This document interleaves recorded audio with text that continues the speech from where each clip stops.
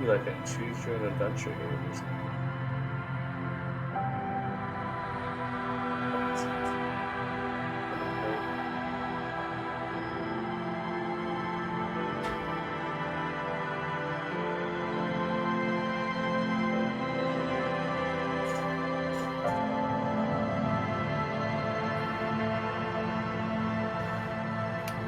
That's kind of like the classic D&D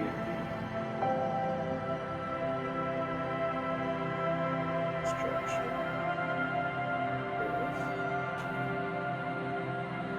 So,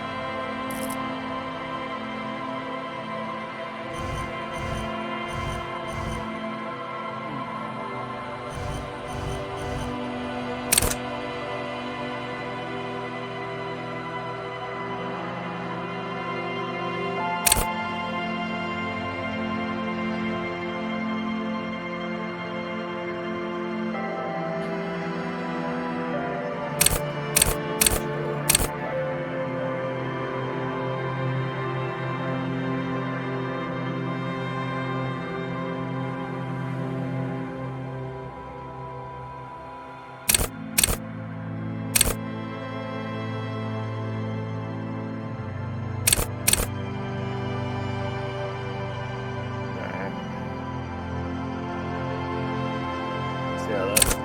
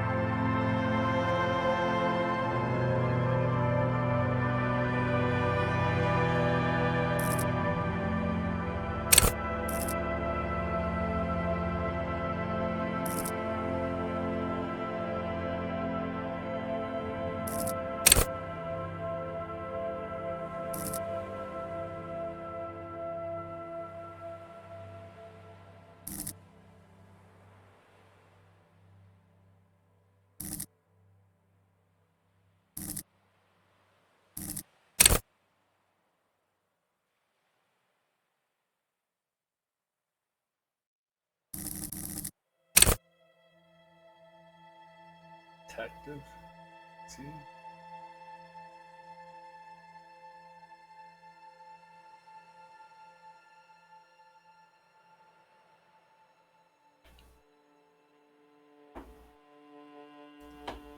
Doesn't lose in the mind.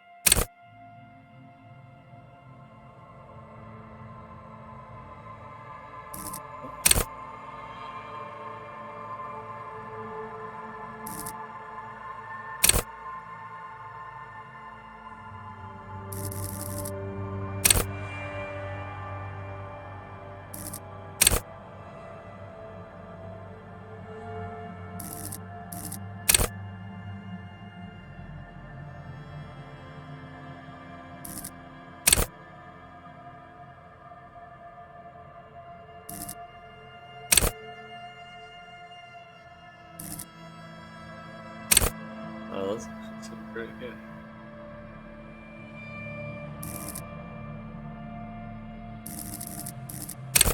This one seems interesting. Let's go with options.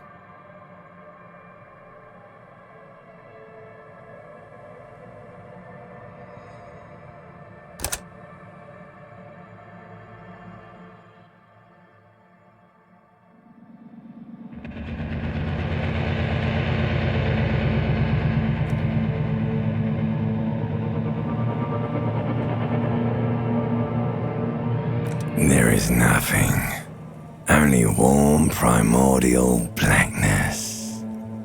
Your conscious ferments in it, no larger than a single grain of malt.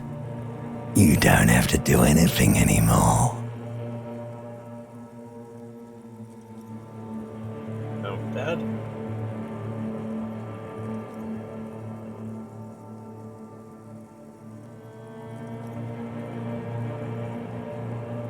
Consciousness fermenting.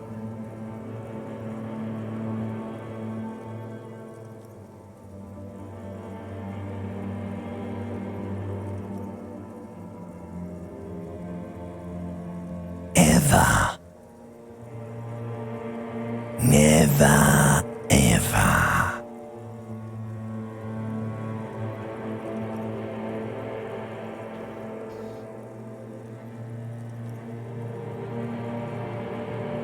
An inordinate amount of time passes. It is utterly void of struggle. No ex-wives are contained within it.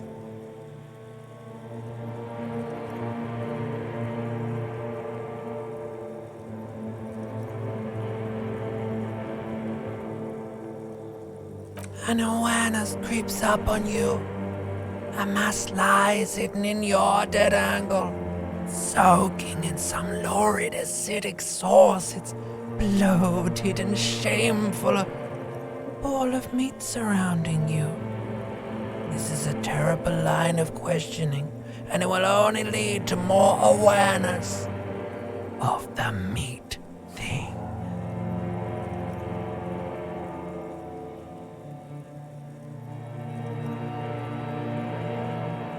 There, no ball of meat, no light in the formless nothing, just nice women.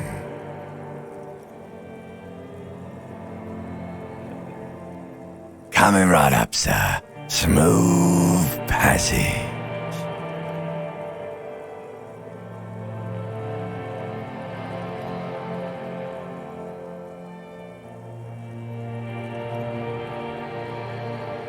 Alright, nothing town to fuck all borough.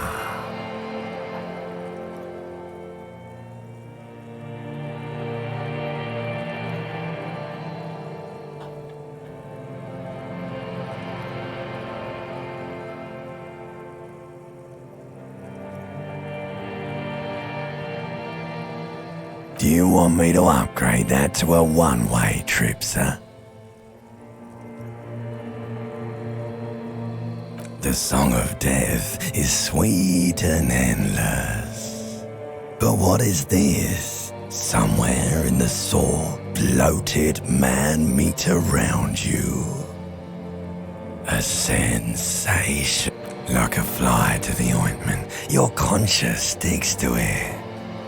The limbed and headed machine of pain and undignified suffering is firing up again. It wants to walk the desert, hurting, longing, dancing to disco music.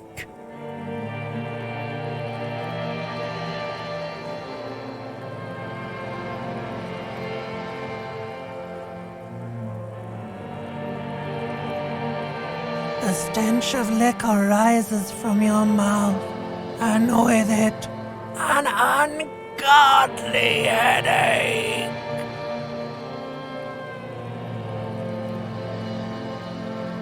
A fiery streak penetrates your skull, trying to force your eyes open. It's a sound, a clarion call from hell.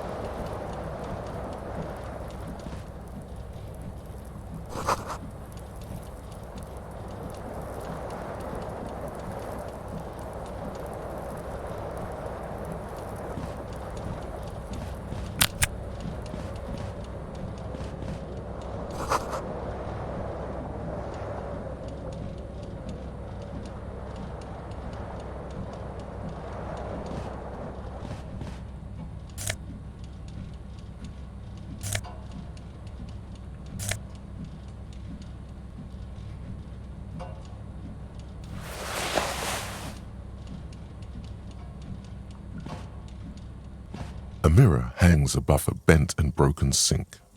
In a fierce discharge of masculine energy, someone has ripped half the faucet off.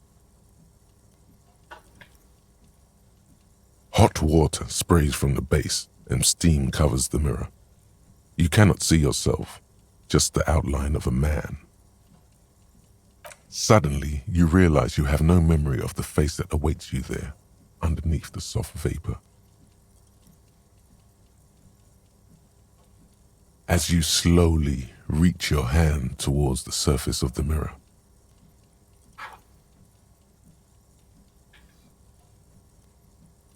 abort. You clearly have not thought this through. You won't like what you see there, and you will never unbecome it.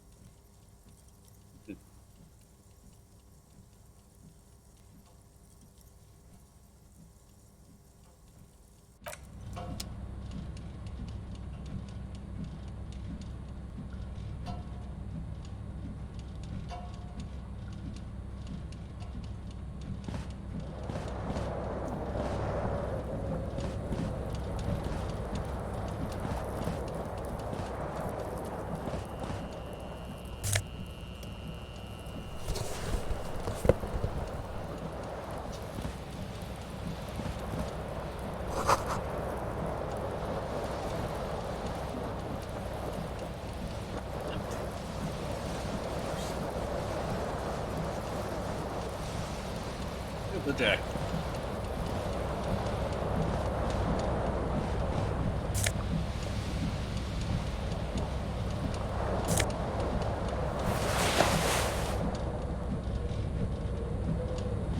Looking good. Looking right. The window stands broken in its frame. Cold wind blows in.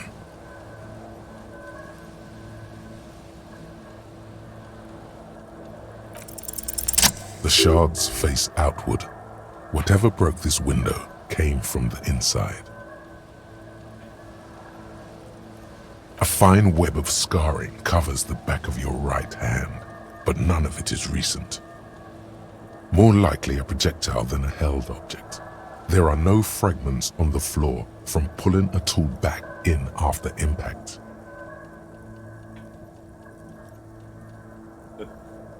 It is too large for a bullet, yet too small for a piece of furniture. You're looking for something heavy and larger than your fist. The single green shoe you found fits the hole almost as well as your foot. It would have also been heavy enough if thrown with force. Congratulations, you smashed the window with your own shoe. Now you only have one. If you're lucky, you could still find the other one on the balcony outside. The door to it should be outside your room.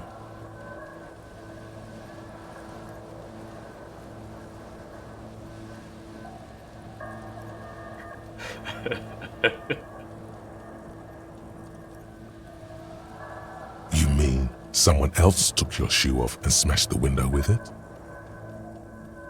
A cool wind gushes in. Your toes curl up from the cold.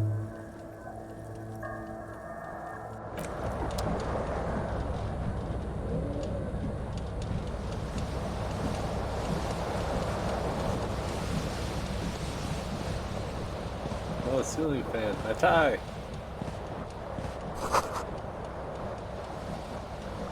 That's fine.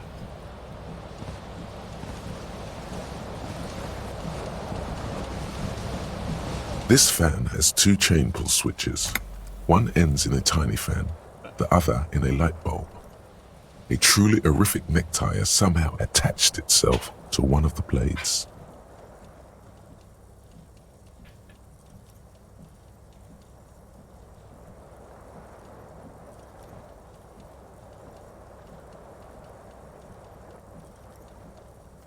The blades come squeaking to a halt. It should be easier to reach the tie now. You swoop up and catch the tie. Snap! It's released from the blade. What you have in your hand is a truly hideous necktie with 4 or 5 different patterns. The knot reminds you of a noose.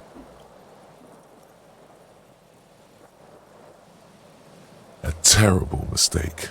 Turn the lights off immediately. You can practically feel the photons burning a hole in your brain. It's just a little hangover-induced photosensitivity. Don't overreact.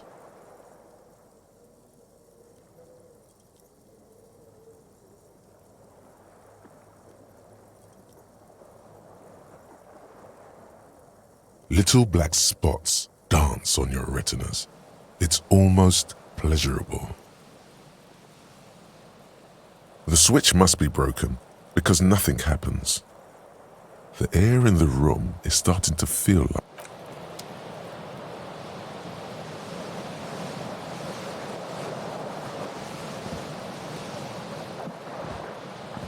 Alright, I guess I'll put my pants in.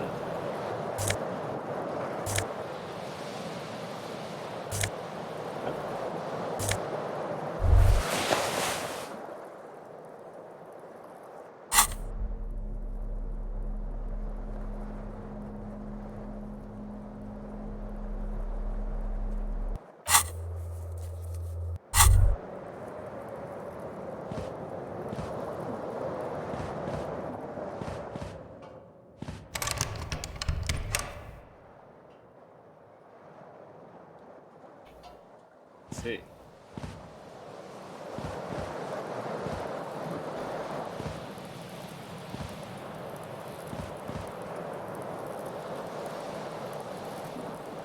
Oh, it's okay. You hear a jingle.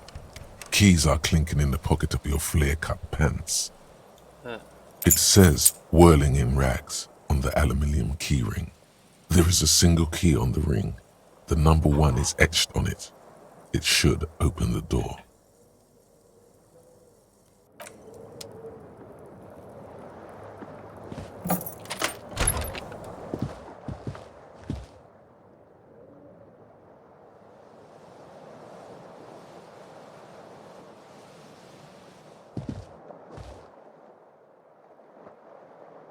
My shoe.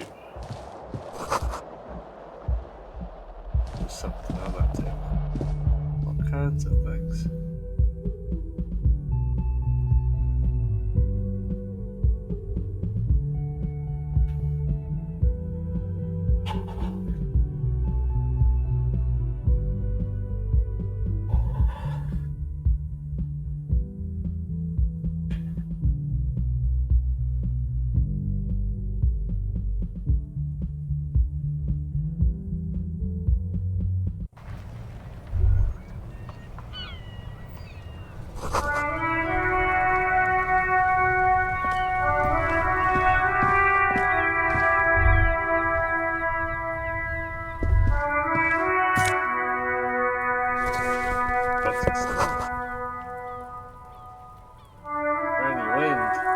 There they both are. 2 identical shoes, both copiously green and indiscriminately snakeskin, reunited on your feet.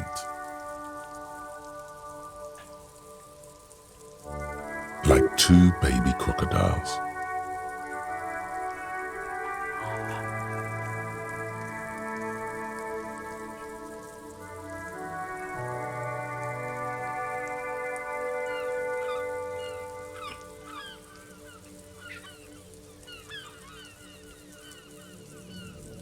Good, they're balanced, comfy. Feels like the only good thing about you right now, truth be told.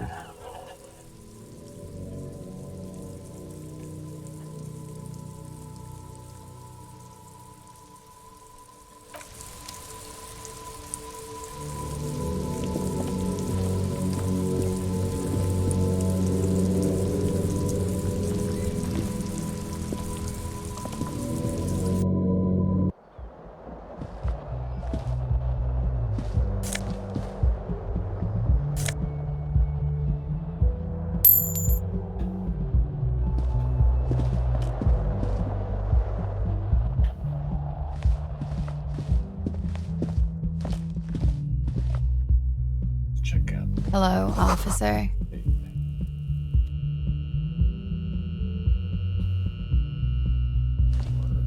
Officer. The young woman raises a cigarette to her lips.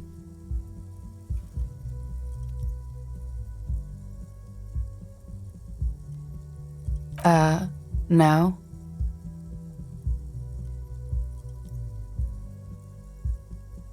Because you're a police officer, sir. What's a police officer? Okay, cool. I won't.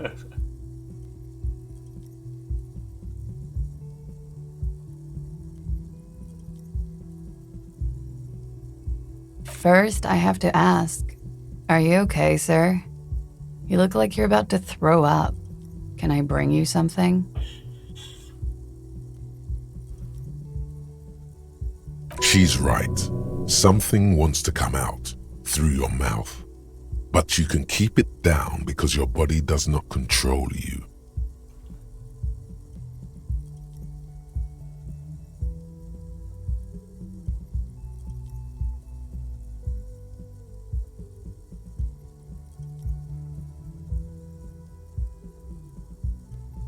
Sir, you've been here for 3 days. On official police business, as you put it. Couldn't say. In truth, so far, mostly drinking.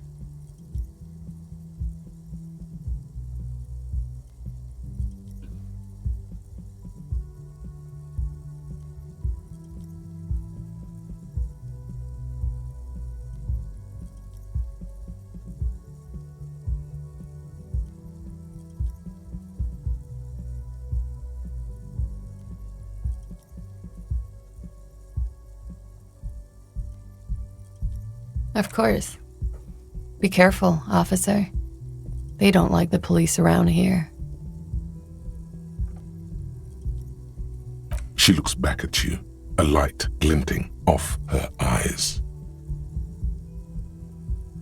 Goodbye.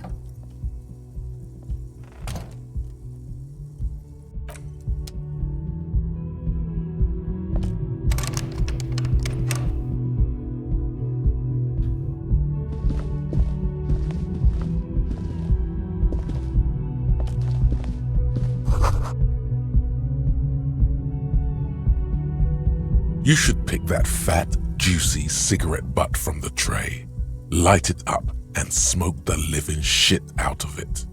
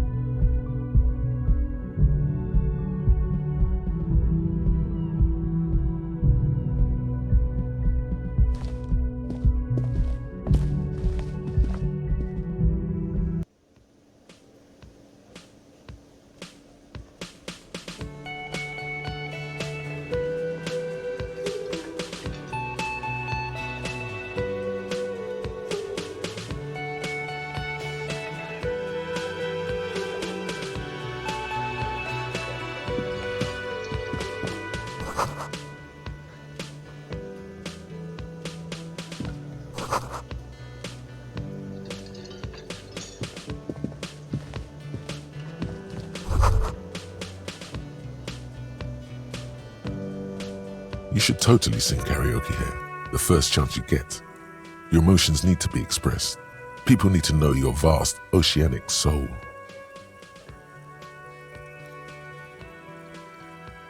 Of course, at this point, precise measurements of your soul can only be performed from the outside. It needs to be heard.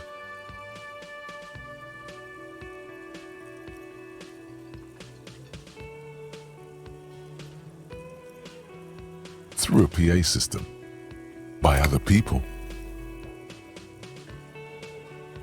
Whether they like it or not, ram it up their ears, says your adrenaline gland. Violently express yourself. You have not yet stumbled on the right lamentation, but it's out there.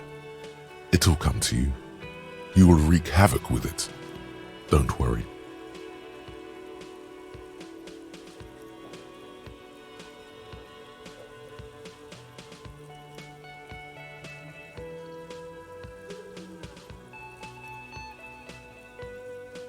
Serves them right. Wipe that smirk off their face with your sad, tragic song. Who's laughing now? You have to find something tragic to sing first, though.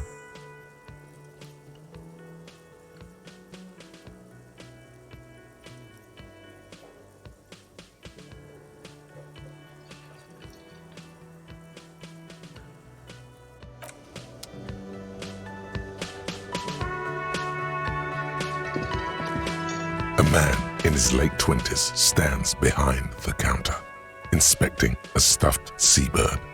As you approach, he gives you a sideways glance, then looks down again. That was disdain in his eyes. Even now he's purposely ignoring you.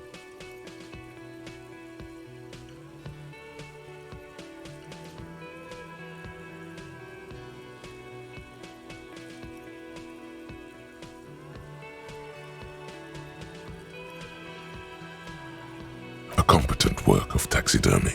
The white and brown seabird lies among piles of coasters and drying mugs. One of its wings broken. The man is trying to mend it. Looks like the bird was ripped off the shield that was used to mount it, most likely on a wall. Something about it makes you feel bitter.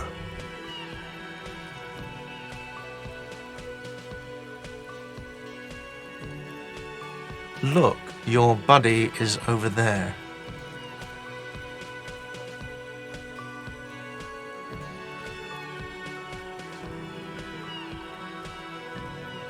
Why don't you go and talk to him, okay? He pretends not to hear you, concentrating on the bird instead.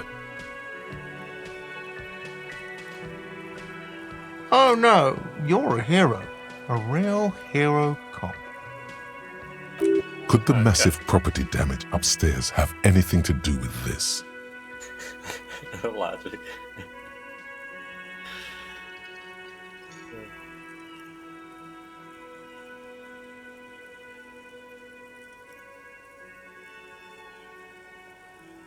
Yes, you are. A real decorated hero. What did you not do? First you took the body down, then you solved the murder, then you didn't trash my hostel room. Maybe you even negotiated the strike.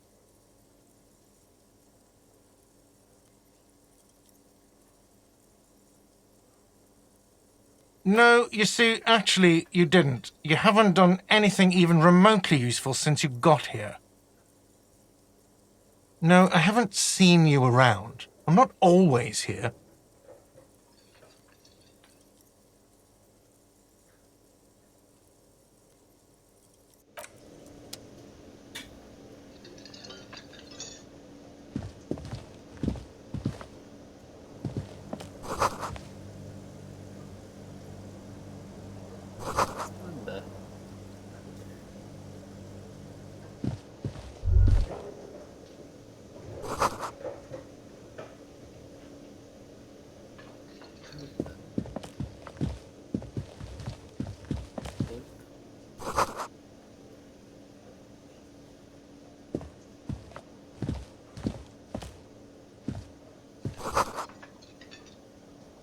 Right, huh.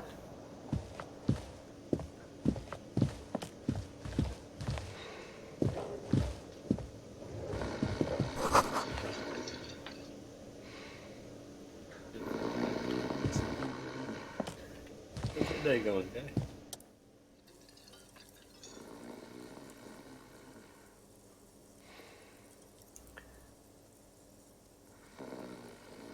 On the counter, rolled out of his open hand, you see a blister pack of headache medicine.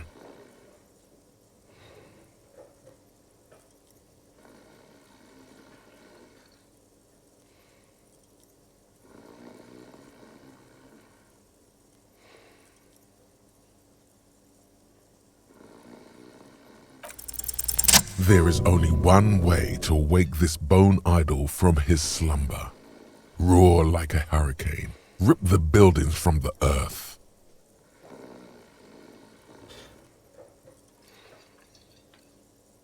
It's a primordial scream. to that Why the yelling, man? one.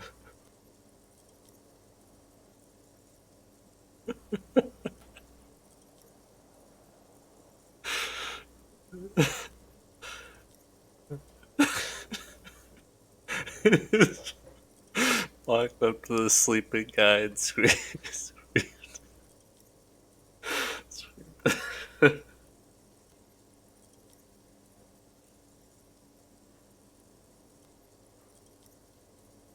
Really? You woke me up for that? Fine. What is it, officer?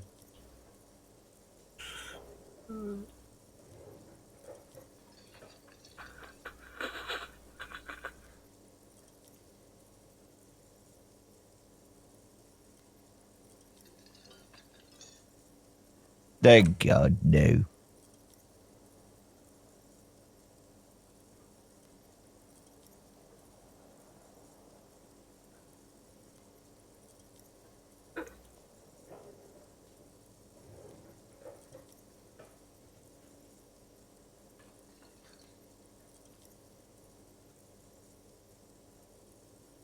The worker stares at you, his eyes dry from sleep. A web of wrinkles covers his tanned forehead. I don't know what you're talking about, kind sir, but when I'm out, then I'm really out. No corpses, no mausoleums, A little me time in the abyssal pelagic zone. You can never return to it now. Only detective work remains. Wakefulness and detection. What? Why?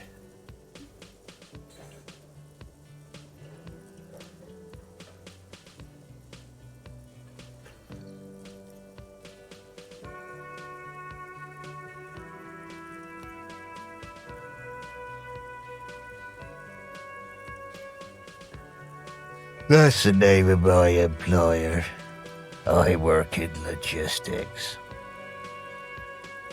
He doesn't sound too enthusiastic about this.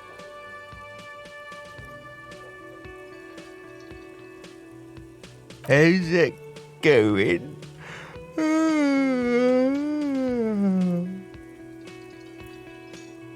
Haven't you noticed what's going on outside?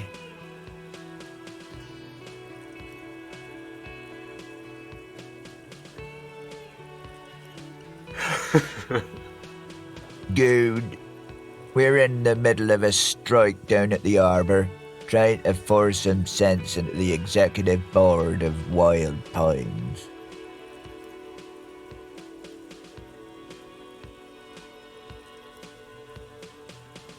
For one, I could use some more shut-eye in the mornings. Right to work, right to sleep, I say.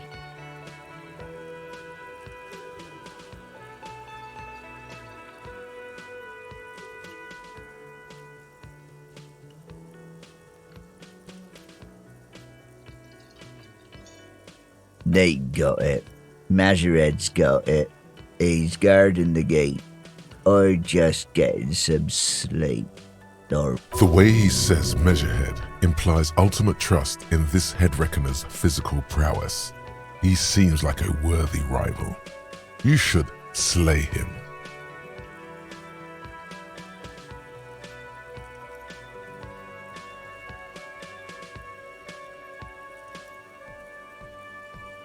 we are the workers, the union. We know what we need, what's right for us.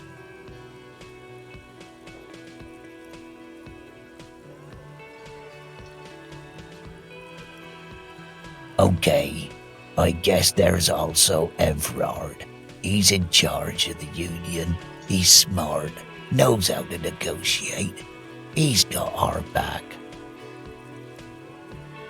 Indeed. Help yourself to some. Wait, no. It's The dock worker doesn't answer. His head is already back down on the table. The worker isn't it? Perhaps he's on his way to where you just came from, into the primordial darkness. On the counter, rolled out of his... The man does not mind. You probably need them more than he does. You've just picked up some magnesium. This item is stored in the bottom left corner of the screen above your character portrait. Use magnesium to heal your morale if you have morale damage.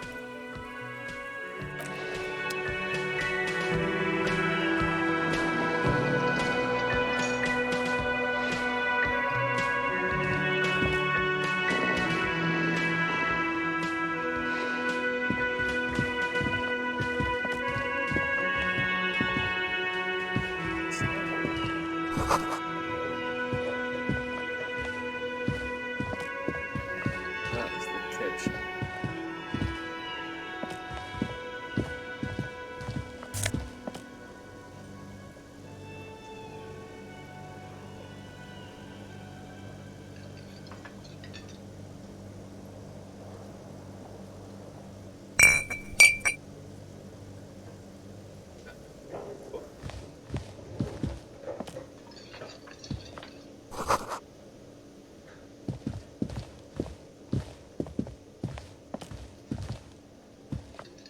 Hello, sweetie.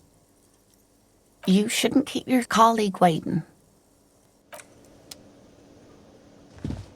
A bespectacled man in an orange bomber jacket is tapping his foot on the floor.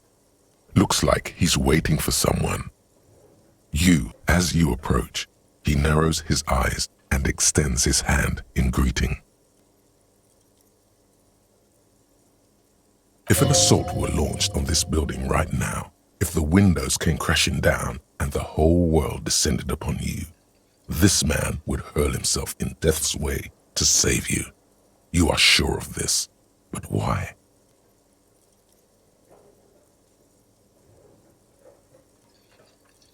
Hello, I'm Kim Kitsuragi, Lieutenant, Precinct 57. You must be from the 41st. You realize he's waiting for your name. This is your chance to come up with a really good name for yourself. Get creative. Conceptualize. Concentration makes you squint your eyes. Your name should be deep gold and orange, like a forest fire looming on the horizon, but mixed with the stench of liquor rising from your breath. You're 2 steps closer to it, but there are still many to go.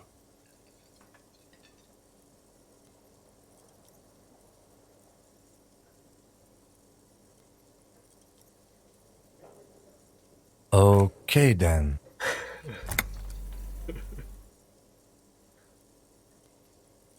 It looks like we had a little scheduling error on Sunday. Saturday too, actually. Have you had time to talk to the manager here?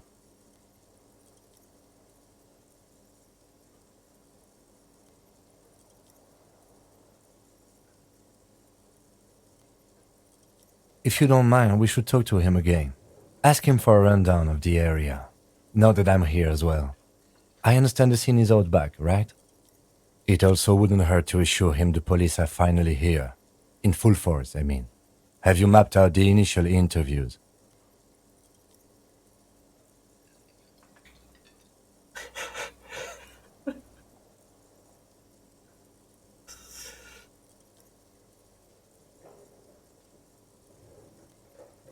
Okay, we'll have time for that after we take a look at the coroner's case. Have you removed the dead body from the tree?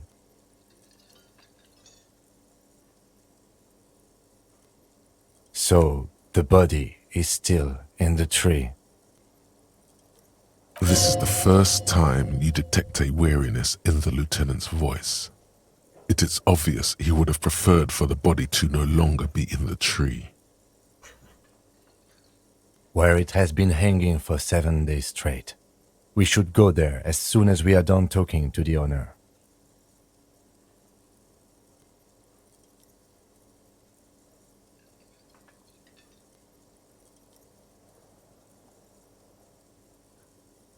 After you, officer. If you're about to embark on an investigation, shouldn't you have a badge? You mean you don't have a badge?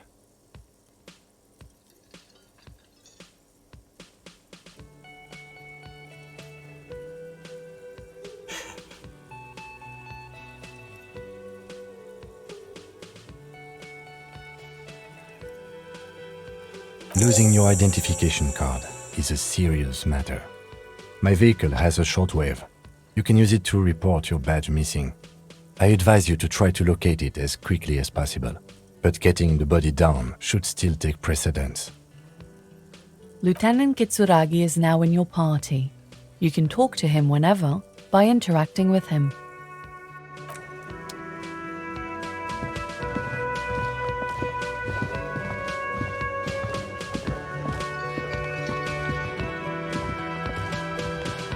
The man with the unimpressive beard notices you approaching. He drops the ledger he was holding and turns to the lieutenant. Mr. Gart, right? You run this place. Yes. I am Kim Kitsuragi from Precinct 57. This is an inter-district investigation, so joining me from Precinct 41.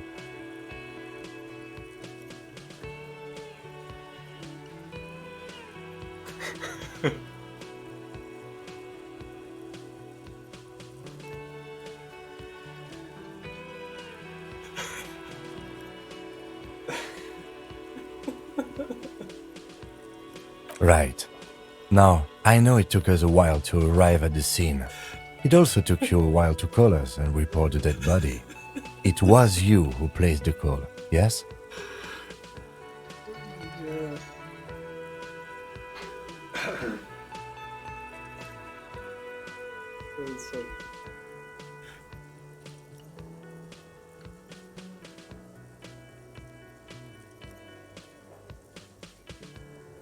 No, I only just got here. It was probably Sylvie who called you. She usually works the bar here. I'm only temporarily taking over her duties. Do you have her number? As a matter of fact, I do. You said you just got here. From where? Are you a local? What, of Martinez? No, I live in Jamrock. I only sometimes come here to keep an eye on the place. This is just one of the many, many cafeterias I manage. But you still know your way around, yes? In case we need directions. Yes, I know where some things are, but as I said, I don't live here. I just used to work here. And I'm not going to start working here again, if that's what you think.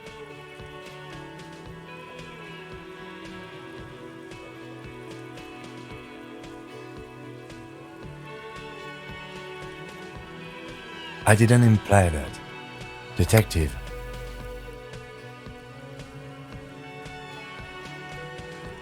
I have everything. You?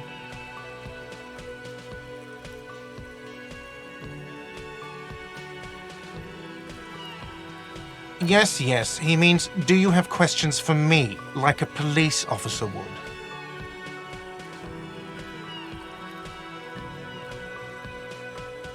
Behind this building, there's a courtyard. They hoisted him up on a tree there. That's easy. See that door there? First you exit through that. Then to your right, you should see a big hole in the fence. A really big one. You can get to the courtyard through there. No need for the keys. The hole is big enough for the Franco-Nigerian cavalry to fit through. That's good. I don't know who killed him. I'm not the police. That's your job.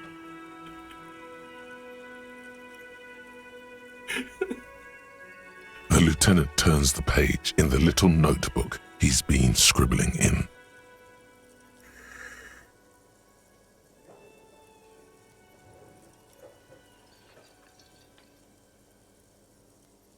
She went away because none of your business. Extra fine. Let's go. Not so fast. You owe me 130 real.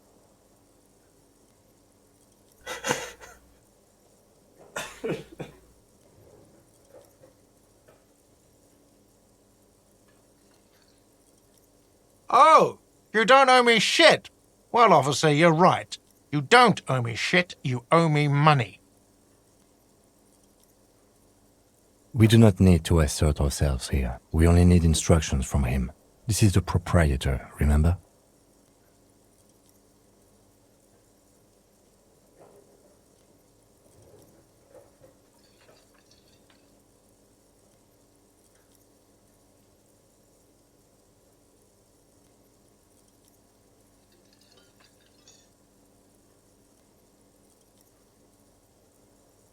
You know, I get this all the time. Some hobo comes in here or some backpacking arsehole off the boat.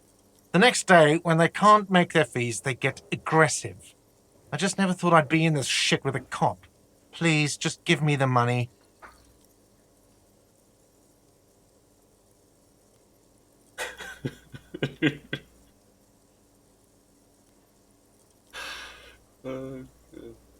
Let's see. 3 nights at a tariff of 20 real comes to 60 real. Then there's the window you annihilated. The hole in the window was the first thing I saw when I came to work. So don't try to tell me you didn't. That will be 40 real in damages.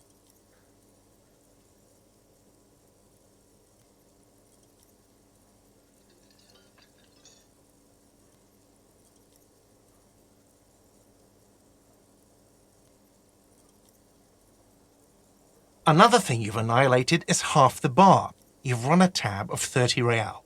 Actually more, but we'll round it down to 30 for your hard work maintaining the stability and order of Revachol. That's 60 plus 40 plus 30 equals 130 real. And yes, real is still money. What are you, brain damaged?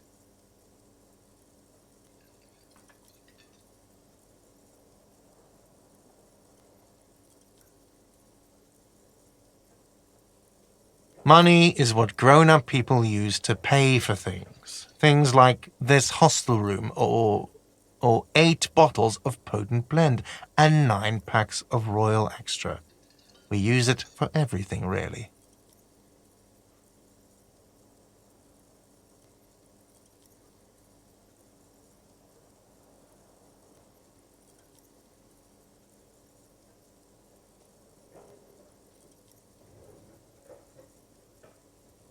Are you serious? From your work? I don't know. You can take bribes, I guess. I'm sorry. I don't think cops can take bribes. Some do take recompense, but only to survive.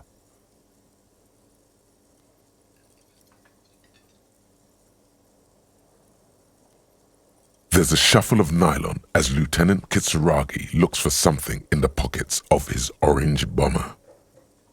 That's cop 4. I haven't offered to pay because I don't have any money either.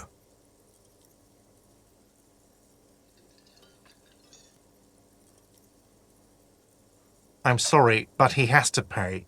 I can't let him stay here any longer if he doesn't. If he doesn't have the money by tonight, then... Officer, maybe you are better off working this from home for now. You live in Jamrock, right? It's not that far away.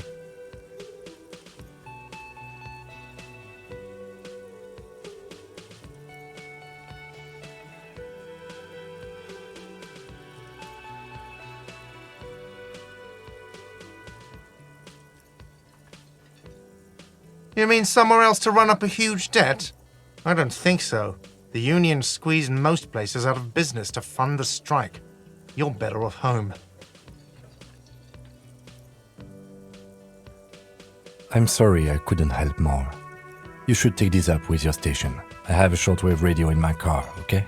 We have to get this investigation started now.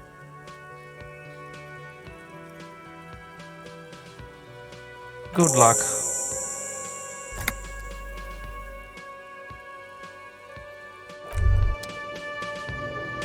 By the way, where is home? The address is coming up blank, and this place sure isn't it.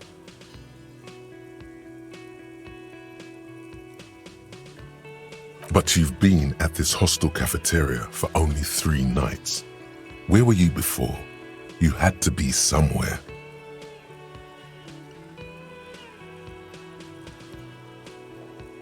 You don't really know, do you?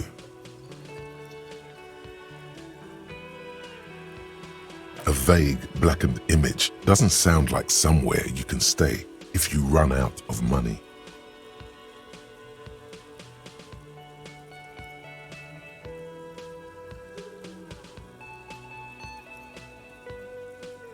You can try. Run some addresses in your head when you get the time.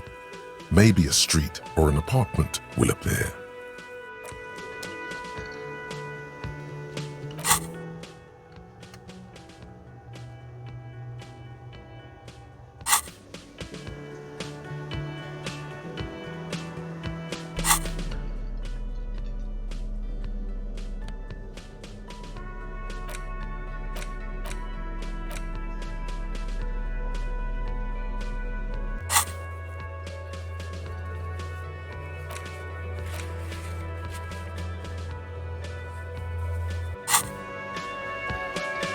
Interesting scav this time.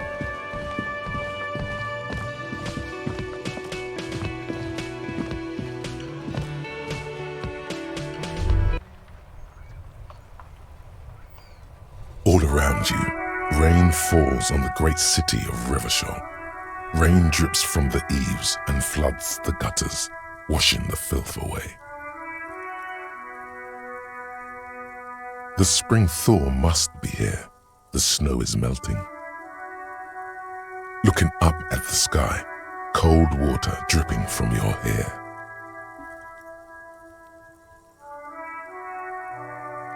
Grey sky like great battleships, clouds colliding with one another. Rain falls down on the world.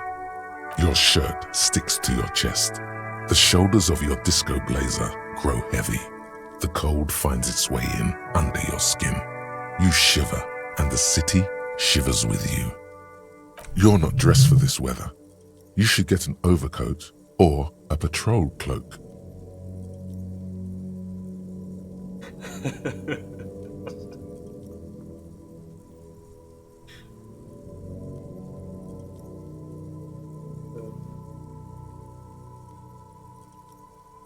Sheets of rain over the water, a flight of stairs leading into the ocean.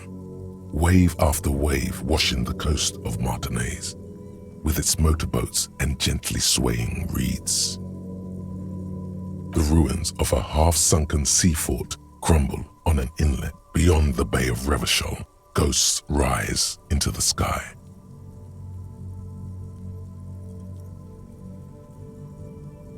Your hair is an oily mess flecked with ash from neighboring coal plants. Smokestacks rise somewhere in the distance.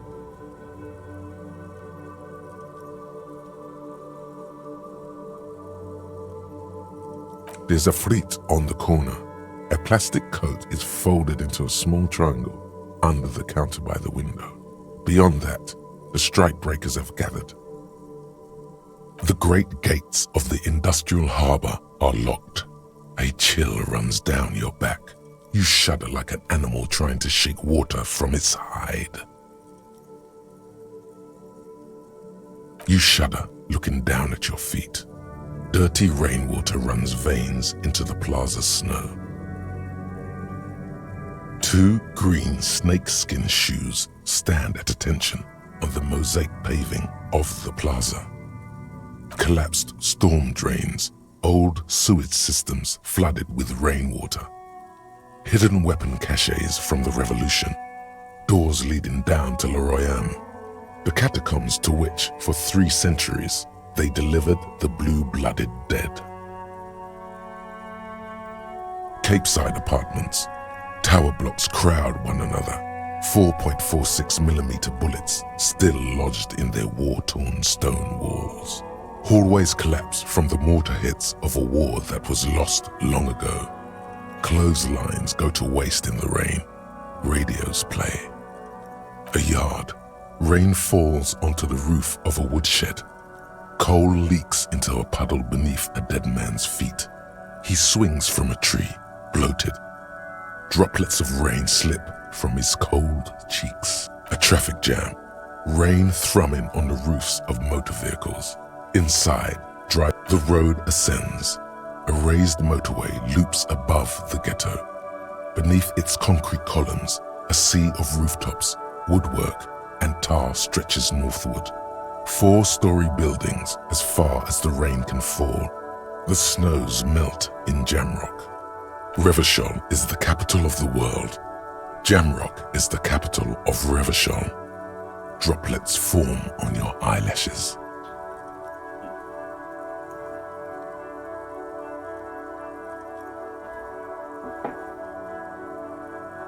It's home.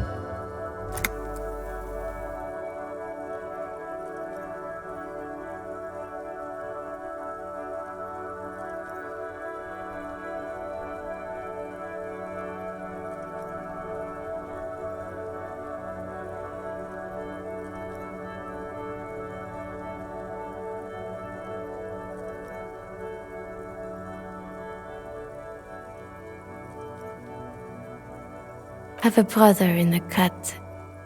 Where the wood at? To be in Martinez, where no one goes, at the runoff point of a long-forgotten canal, in the whitest part of town, in the shadow of the day the revolution failed.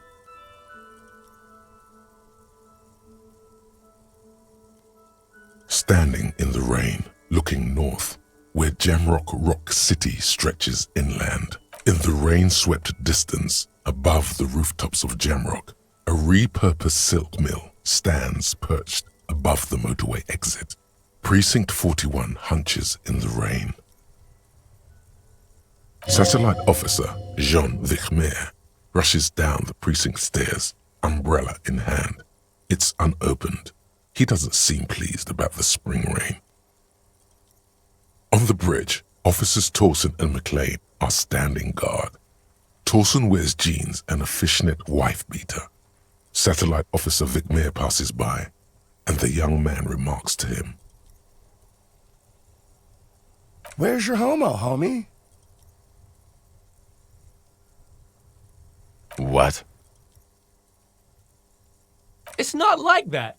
They're what is called heterosexual life partners. They have a battle-tested relationship. A brother bond, if you will. Huh? Yeah.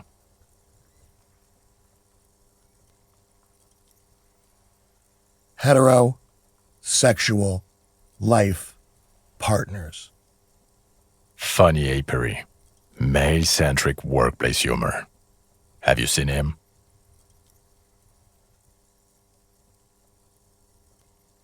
Is there something wrong? No, nothing. It's just, Judith went to his place and found the Monday mail unopened. I think he's still there.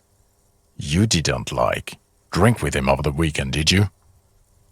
That would be irresponsible. With that animal? Never again, man. What is he, still down there? In, south of the interchange? What was it? In Martinez. He's in Martinez.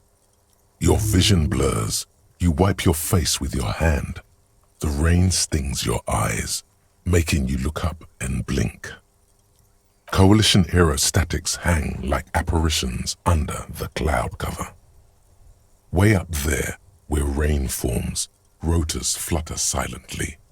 Your sight clears.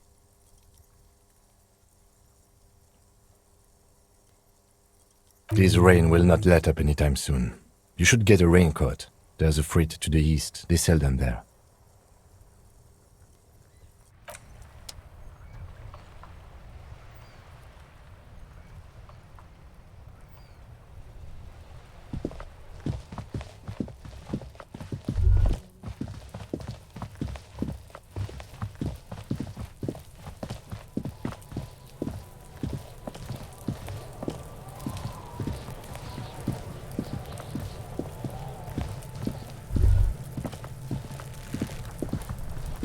The corpse looks at you with bulging white eyes. The face around them does not look human. It's swollen and ready to burst. His lips are fish-like and his tongue like a ball gag in his mouth.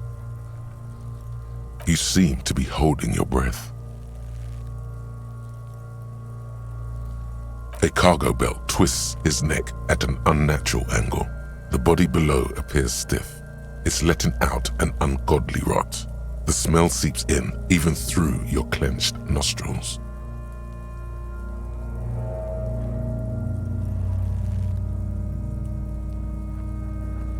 Active decay.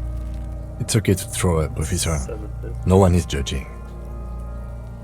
He's about to blow! Cop's gonna blow, Kuno!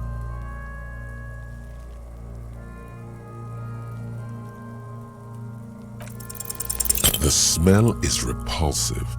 It pushes in from your mouth, more instant and more familiar than anything you'd expected, more fever than odor.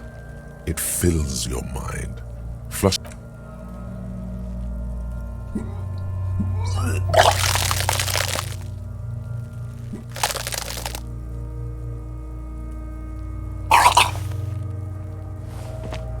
Too late. It's impossible to keep in. Your body curls and pushes it out, burst by burst, until a pool of vomit lies under your feet and your throat stings from the stomach acid.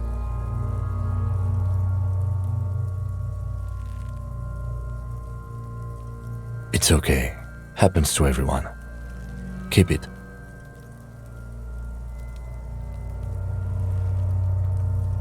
The hangover is clearly making this worse for you. You could use some ammonia to clear your head.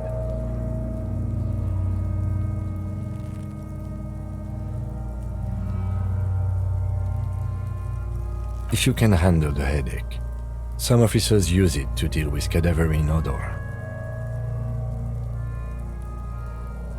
There is Frit nearby, east of the hostel. They usually have a small apothecary. If they don't...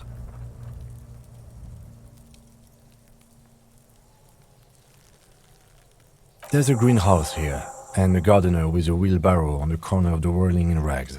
If she works here, she might have something for the smell.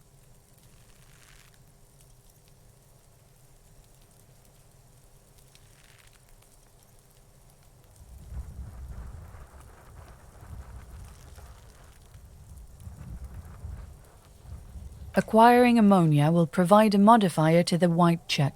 Modifiers make checks easier and allow you to retry them.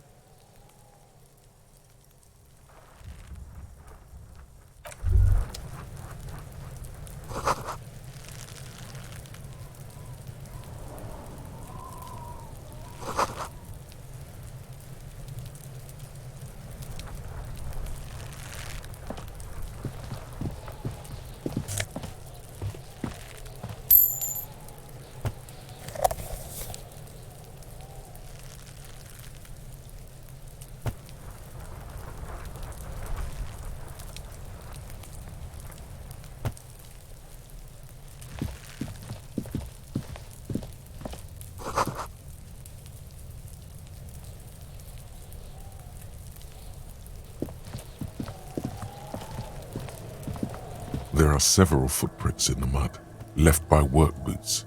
Anywhere from 6 to 12 pairs have walked here.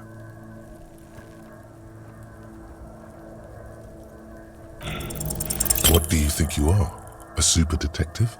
You're hungover. These are just dents in the mud. No pattern emerges for the time being.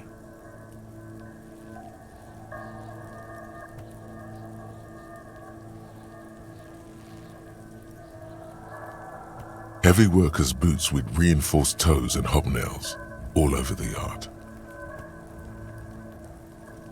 Isn't this something an industrial worker would wear?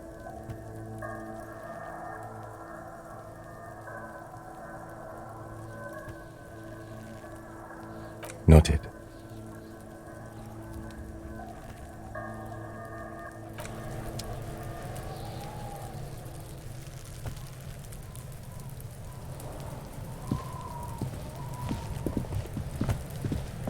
Kuno's got this! If there ever was such a thing as an ugly kid, then this is it. He's almost exquisite in his ugliness. Oh yeah! Nappa Gumpy, Kuno!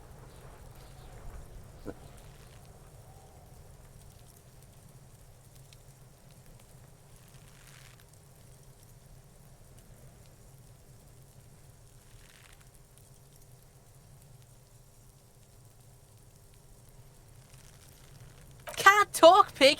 Shit's coming up strong. Throwing rocks. Shit coming up strong. That sounds good. Joyous. You should hang out with this kid and see what that juicy shit is all about. I mean drugs. The kid's on drugs.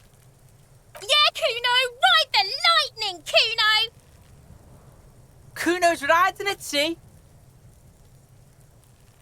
The rake, Kuno! You should throw the rake at him, Kuno! The fuck does Kuno know what a rake is? Kuno's not a gardener.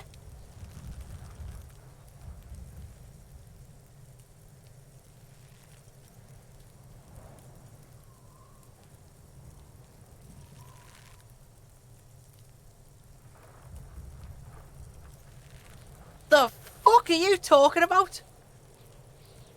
He's calling us Kuno! He says we're fucking each other!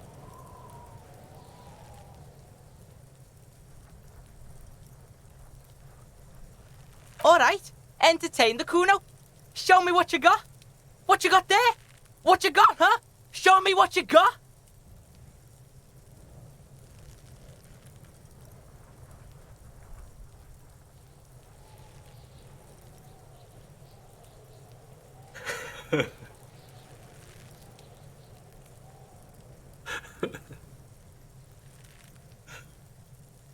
Shitload, pig.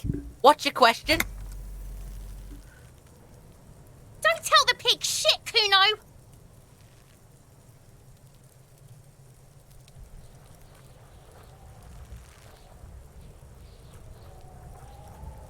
Pig's joking! He's totally joking! If I were to want to waste my time, which I do not, I would ask them who he is, how he got there, and the usual. Kuno's fuck imp. Kuno uses the fuck imp for target practice. End of conversation. Very strong. You should be this stoic.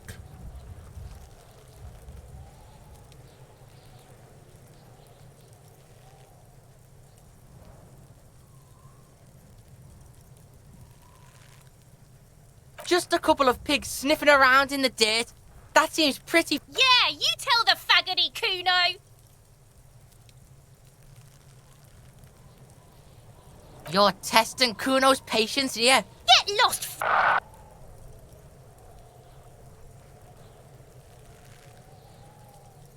Right, pig. This is where Kuno plays with his little wooden choo-choo. What do you want with it?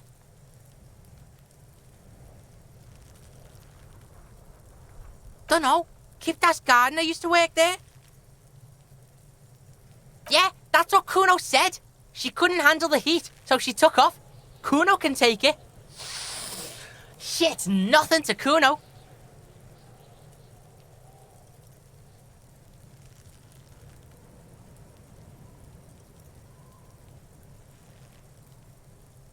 Look, Kuno doesn't explain shit. Kuno just says shit. Yeah, her. Yeah, whatever. Kuno doesn't give a shit.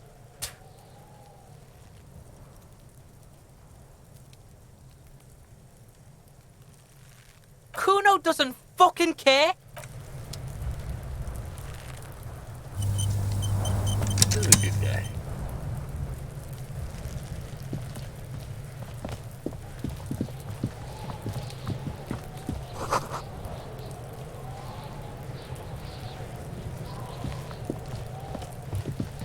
This trash container is locked. The sliding lid has a padlock that says, whirling in rags. There's something in there, not necessarily connected to the case, but still. I am not looking at your trash can. The body is downwind from here. Maybe you prefer the smell of garbage to the smell of death.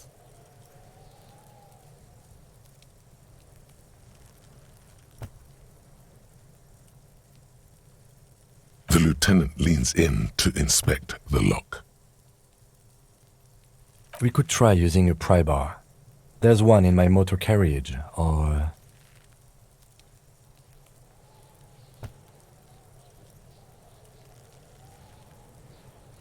Or we could ask for a key from the manager of the Whirling in Rags. He probably has one.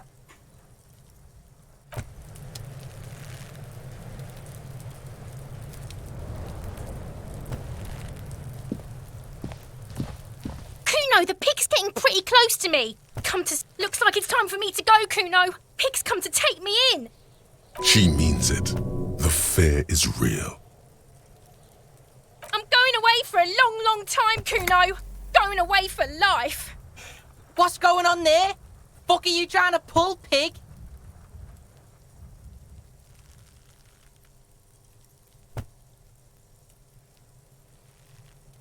Que balatão, velho.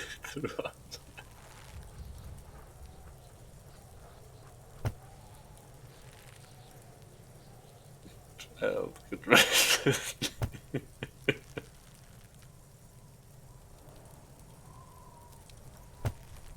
I come from the woods, good Davidu. You don't want to go there with me. You don't want to see what I've seen. Don't be traumatizing her! Get the fuck out of here!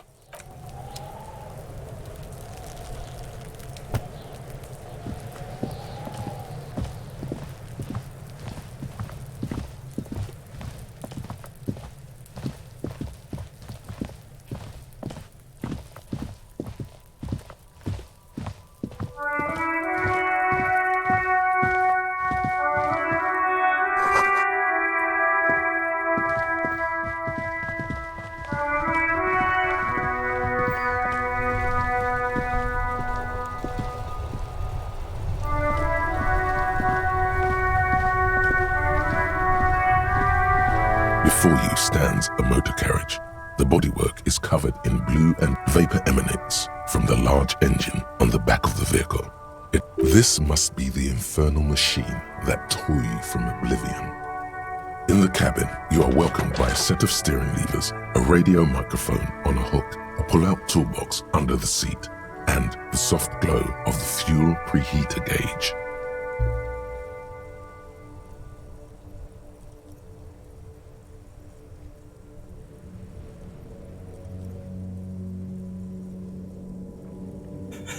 Looking at what is this? This is the Kupris Kinema, my motor carriage. You can use the toolbox and the radio if you'd like. Motor carriage. Something bad with a motor carriage. A dark lump rises in your throat.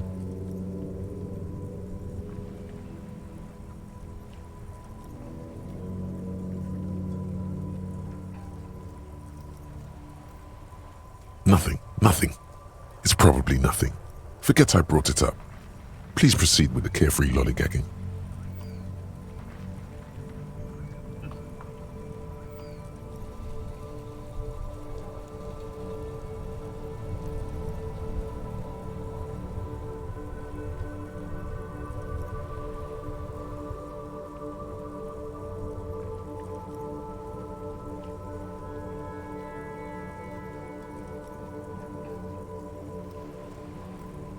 Yes, sorry about that. The Kupris Kinema does have a rather distinctive... He says it with very badly concealed pride.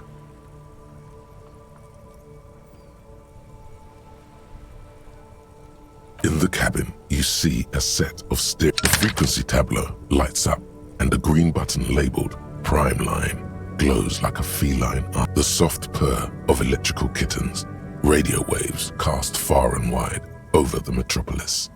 A woman's voice greets you through the static. This is Precinct 57. Hello, Lieutenant. How may I assist you? Hello, Alice. Please assist our colleague from the 41st Precinct here. I'm putting him on.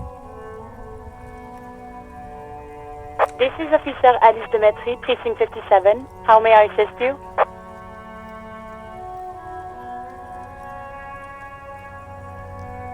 I don't even know my name and how to report that I don't have my badge.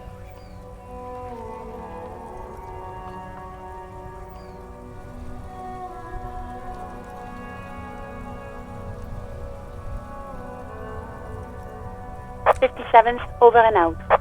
In the cabin, you see a set of steering levers, a radio on a hook, a pull-out toolbox, and the soft glow of the fuel preheater gauge. As you tap on the gauge, the indicator pin jerks as if startled. It's in the large orange sector, indicating the engine is warm. Next to the gauge is a red switch labeled heat. There's no use pressing the heat button. It won't start without the ignition key. Translation: we're not going anywhere right now. Alternative translation: don't even think you can drive my MC.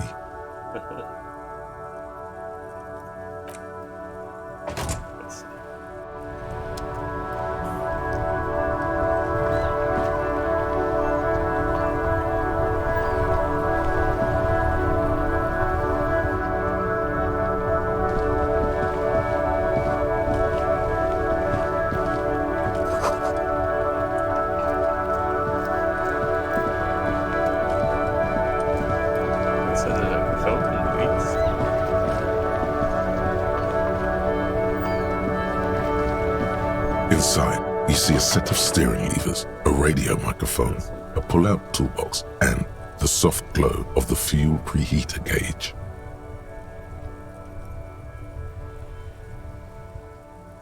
This is the coupe. Motor carriage, No, I'm afraid not. We have a murder case on our hands, remember? In the cabin, you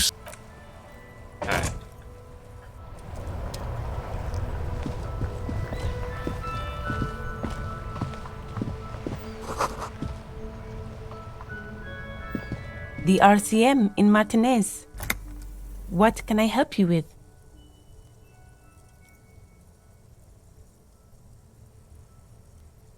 Of course. What can I help you with? Sure, I'm done with it. Go easy on that stuff. It gave me a terrible headache. Of course. Where to?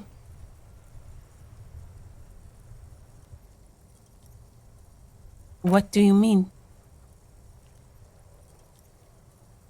Yes, sir. District of Martinez. This intersection is called Roundabout North. He knows where we are. He just wants directions. The harbor gates? Some kind of commotion, I think. I don't follow the local politics. There's the pier, the Cape Side apartment buildings, some more tenements, some shops and a bridge. The canal bridge leads to the coast, but it's broken, I think. Just coast. rows of stalls under a broad roof where silvery fish were heaped on newspapers. Water everywhere, pouring from the heavens in the shadow of the old church.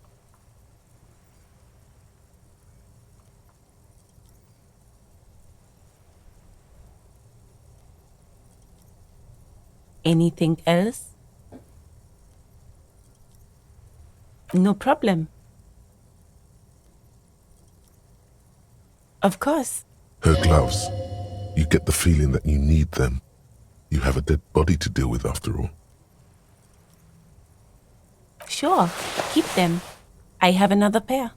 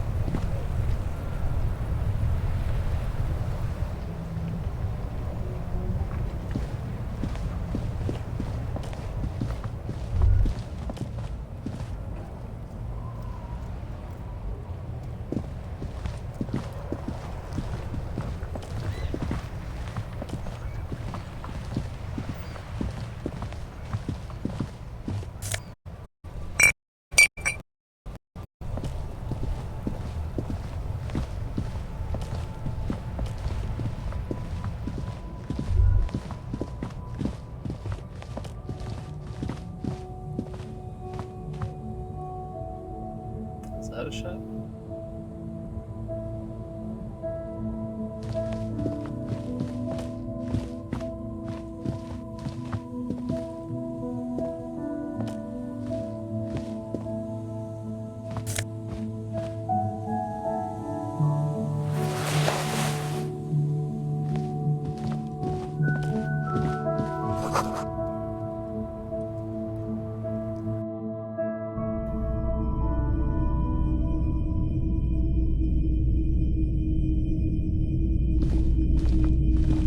It's not often that I see officers from the RCM in my pawn shop.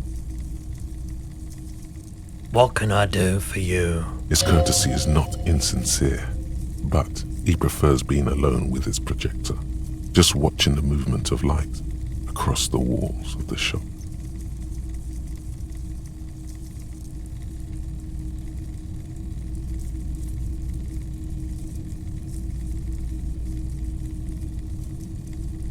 Oh no, not at all.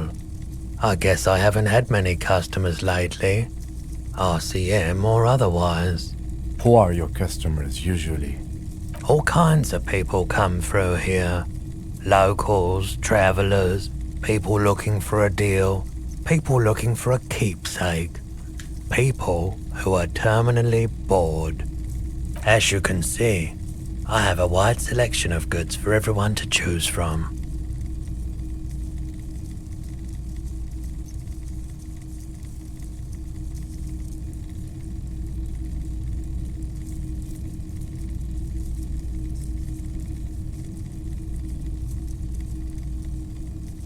It keeps me entertained. Entertained? He might be high. If he is, on what?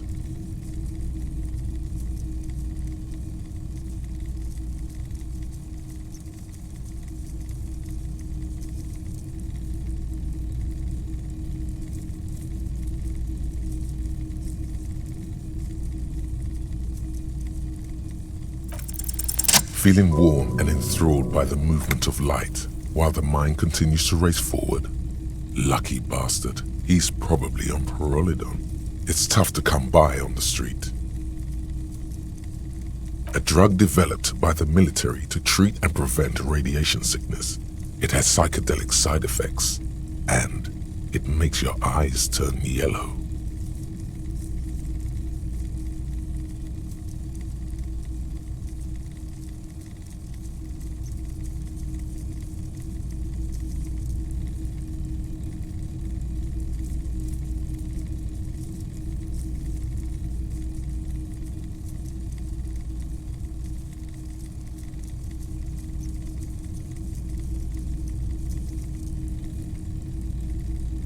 How would I know?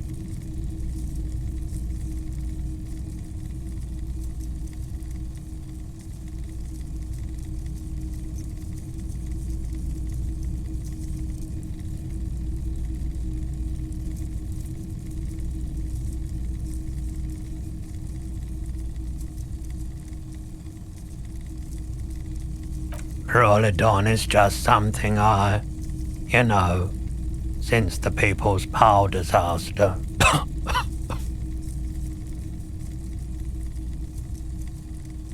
I was with the Emergency Relief Brigade. Had to take it for radiation sickness.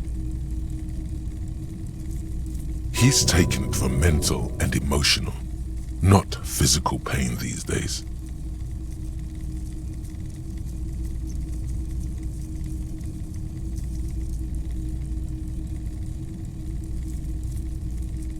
We were an all-volunteer force, self-organized, tried to help the fire brigades contain the spill.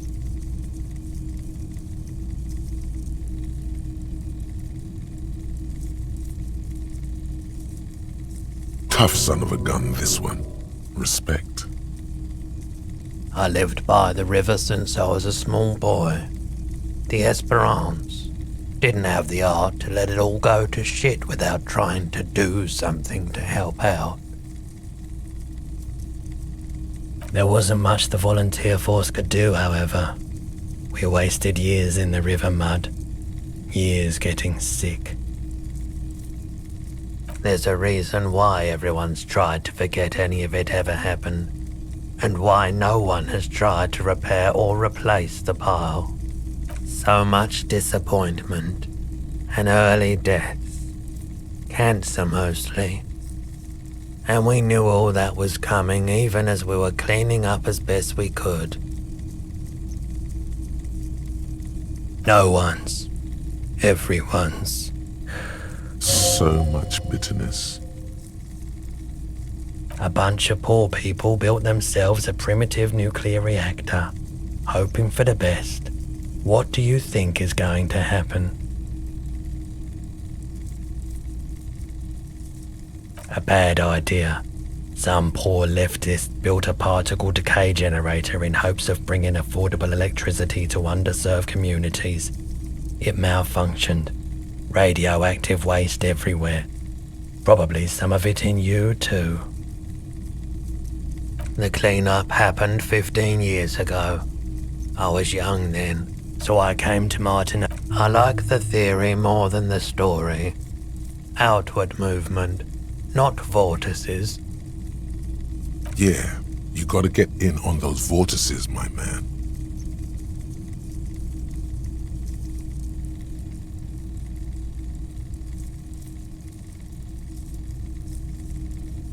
Have you tried it before? The lieutenant steps away, pretending to admire some of the knickknacks on display. Looks like he doesn't want to get involved. Go ahead then, he thinks.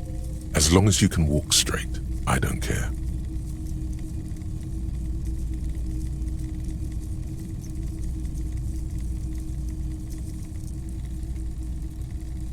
If you say so. Here you go, man. Yes, darling. That's the coalition government ordained Parolidon. Straight into your gut. Of course.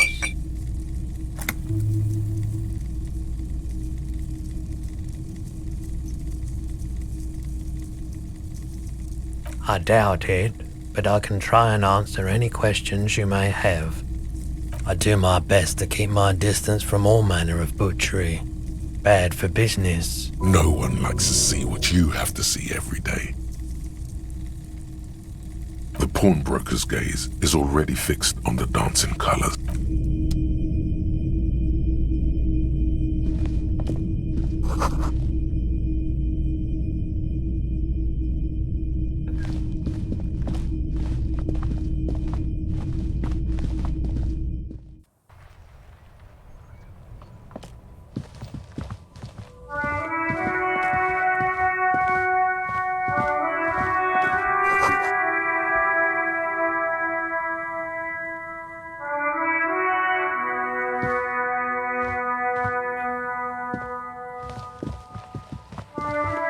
A couple of indicator lights are missing from this control panel. Loose wires dangle from the now vacant holes. In the middle is a lever. Beneath it, a small metal plaque. This panel usually closes the water lock, turning it into a bridge that lets you cross the canal. But there's a crashed salmon and butter sign in the way.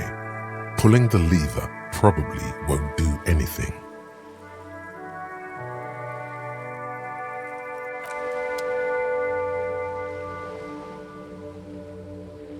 Good morning to you, officers. A burly man hangs out by the waterlock, carving up a generous serving of salami with an old hunter's knife.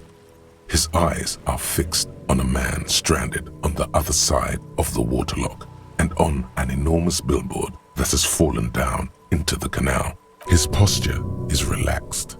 Despite his powerful build and the knife in his hand, this man resorts to physical intimidation only infrequently, if at all.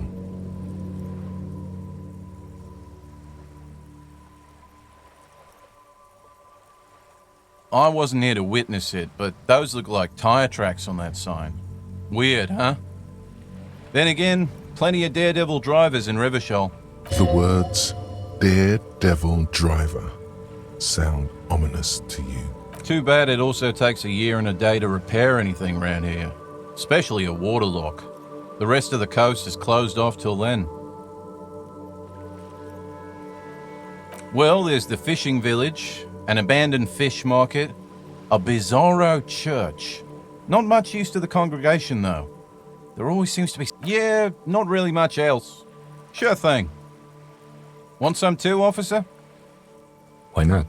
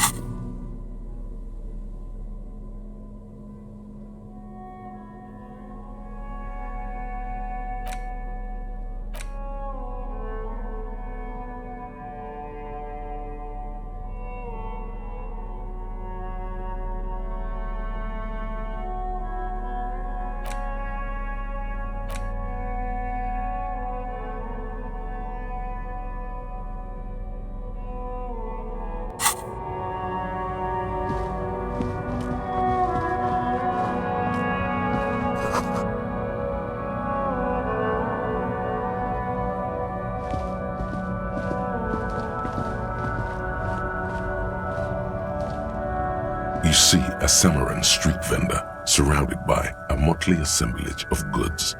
When he realizes you're looking at him, his face breaks into a wide, welcoming grin. The name Sileng is embroidered over his breast pocket.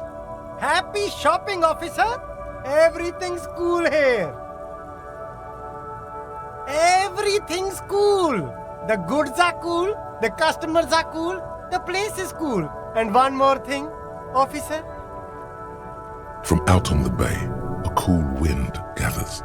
It sweeps into the city, tugging at the textiles hanging around the stand. Some distance away, the sound of a tin can clattering across the street can be heard. You're very cool. Bang, bang, bang, bang!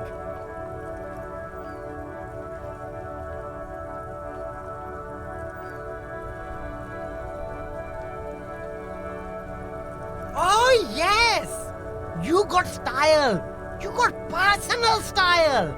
You know what you like.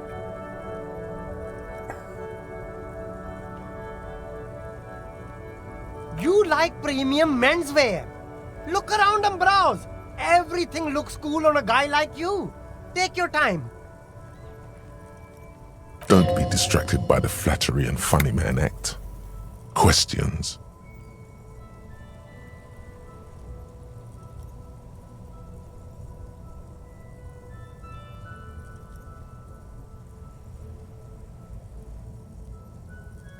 Only the coolest goods in Revachol. I've got sneakers, speakers, extremely comfy pants too. Try them on right here. No shame, only freedom. No need for discounts at ceilings, officer. Everything's already on sale. Anything you want, 50% off.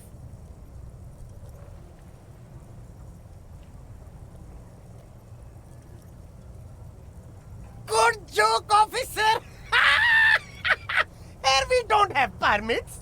You glance around the decrepit buildings, the miserable weather, the sidewalks strewn with sunflower seeds and a dust-choked air. It's beautiful. Beautiful freedom.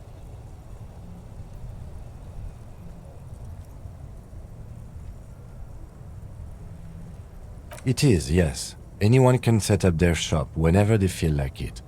That's right. No permits, no bureaucracy. That's why this city and its law officials are so cool.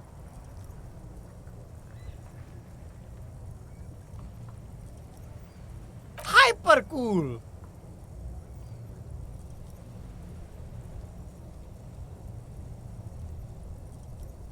I'm an entrepreneur, officer.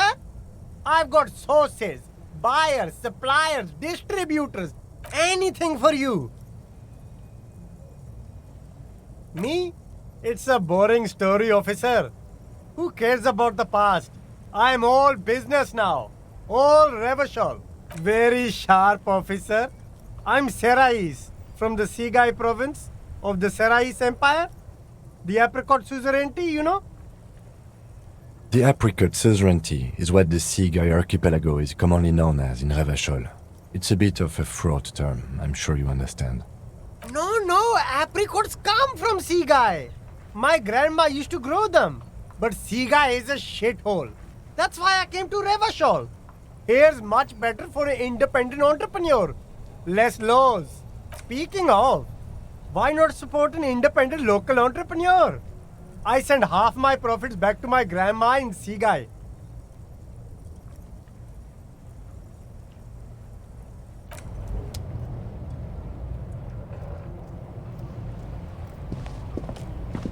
There are clothes inside. Cheap second-hand clothes, smelling of strangers' body odors. Don't be shy. These are premium class. You find your hands deep in tattered and faded garments made from weird polyester blends that make your body itch and sweat in all the wrong places. Economical, but also trendy. Look first-hand, buy second-hand. Keep the economy moving. Oh, sure. Something cold grazes your hand. Synthetic and sleek. A windbreaker. Surf, it says, but also wind, summer, 100% waterproof. And this jacket is the apex of human evolution. The moment at which man became weatherproof. Against moisture, against rain. Practical, and yet it may deaden your senses to the world around you. Possibly because of the awful typeface. Good choice, officer. Mega sporty. And it's only $4.50 for you, sir.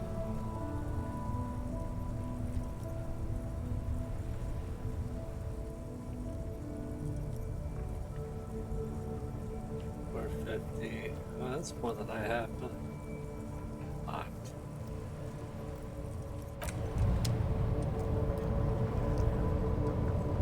Two.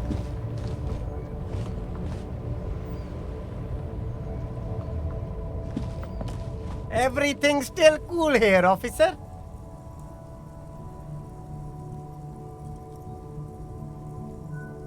We're underprivileged grandma.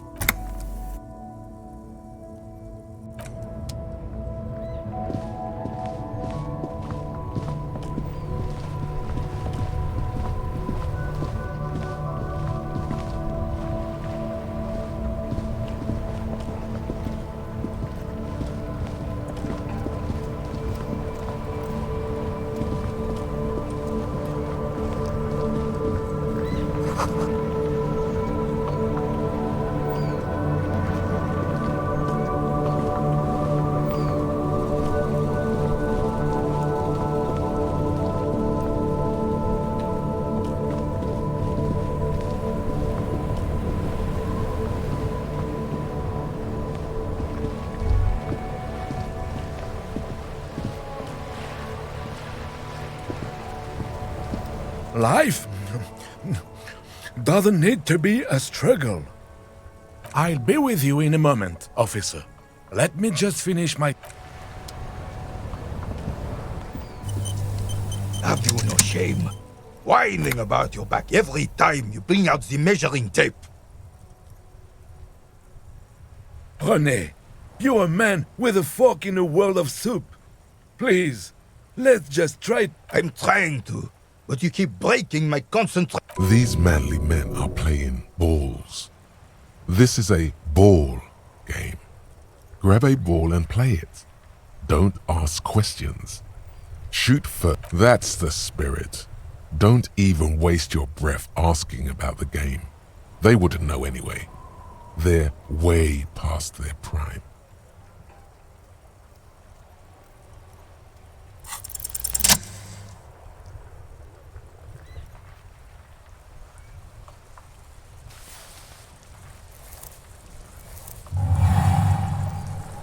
You are immediately surprised by the ball's lack of weight. No matter. You'll make it work. God, this is right. You feel the familiar tremble of excitement and adrenaline that precedes every victory. Time as frozen.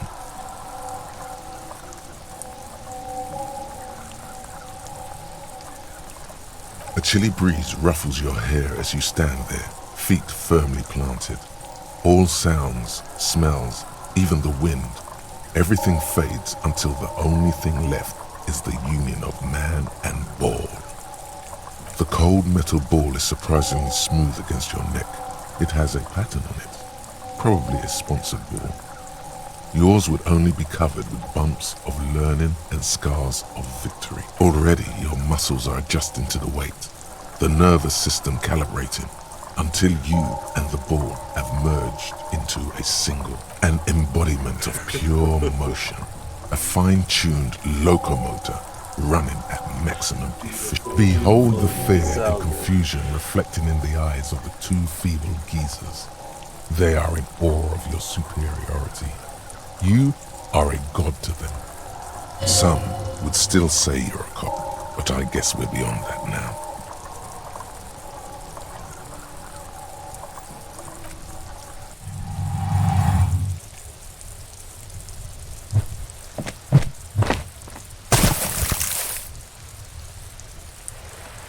Well, I did it. Merde! Bordel de merde! What the hell is your problem?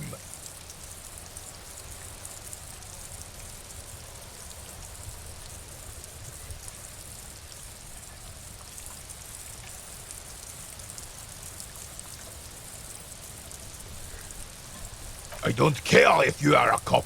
You do not just ruin someone's game. It's so goddamn disrespectful. A man his age getting worked up like that? Better watch that blood pressure.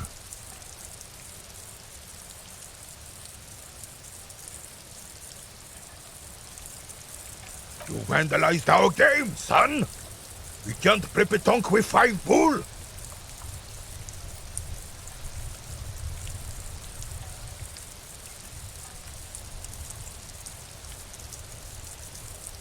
No, we are not good, goddammit. We want our bull back. Take it easy, René. This is just a misunderstanding, isn't it, officer? No harm done. Of course there's harm done, you orange slug. You owe us a goddamn bull.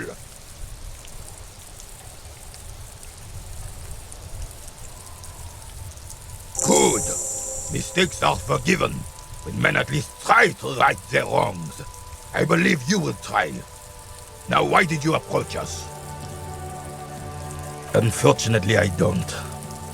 Unlike most of the locals, I have no qualms about assisting law enforcement, but this affair has passed me by completely. In Martinez, the union is the law, so can you really blame them? Cop is a pejorative term. I don't have a problem with policemen. On the contrary, I admire the effort to bring order to our streets. If I knew, I would not be afraid to tell you. I simply don't. I'm an old man, not a coward. The daily business of the riffraff no longer concerns me. Yes, the terrain here provides an interesting variety to a familiar game. I do. Fire from heavy artillery. Why what? Because that's what happens when communards hijack your country, execute your supreme leadership, and turn your capital into a slaughterhouse. You use heavy ordnance to clean up your home.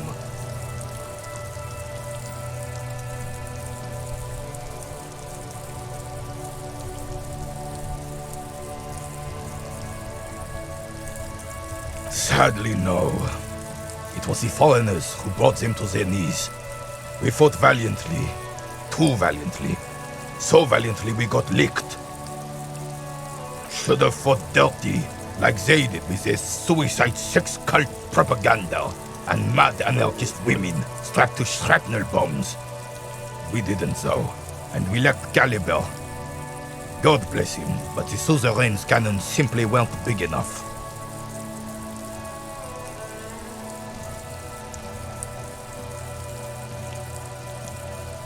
Because this place is a damn beachhead. And too often it comes up first.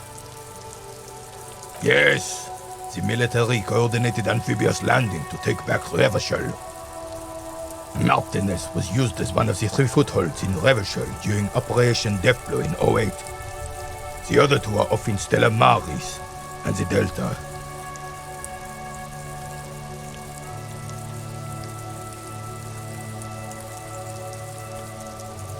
This here is Blood Ground, where Coalition boots first made landfall and cleaned those rabid dogs out. Most likely, we plagued Betonk on their mangled corpses.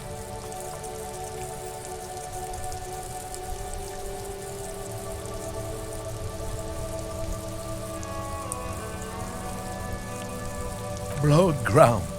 You got old René going there. Like he isn't hungry enough already. Damn right, son. They lit the fire of hell on this city before they stormed it. And it worked, too. He approves of this radical approach, knows it was necessary. The rest of the city got cleaned up, but Martinez they keep as a monument. And now the Union Socialists are practically running the place. Well, it's your own damn fault. You, we, the Coalition, Revachol, whoever you want to blame, never finished the job. Officially, the party never surrendered. Of course they still all influence. You don't even begin to truly understand the players of the table, let alone the specific circumstances surrounding the... What do you think?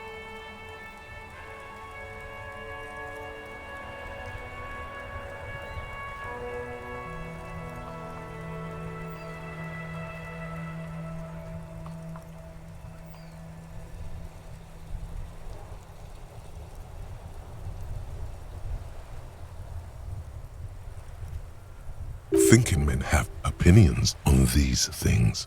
Present one.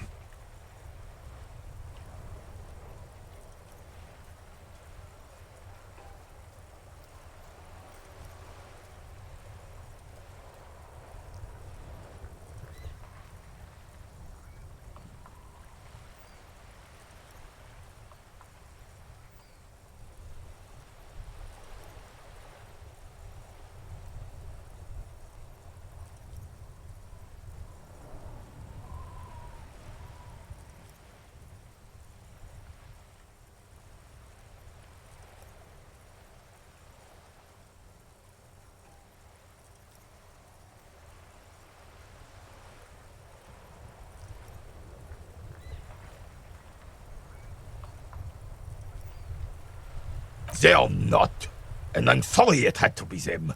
After 8 years of fighting those hyenas, boiling cats for food and drinking piss in the mountains,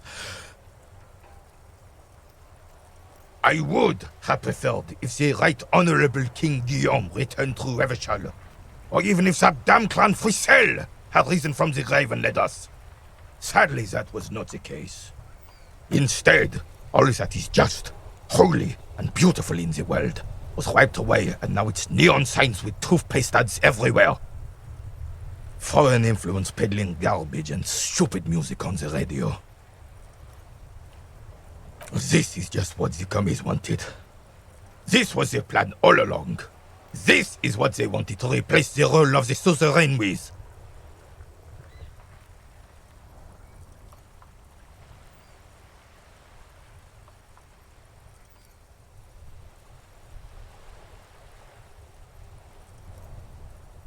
Damn Frissel. He was the king we couldn't protect. The Carabineers failed him, and the crown. He died in the hands of the Hyperlay, in a very public execution.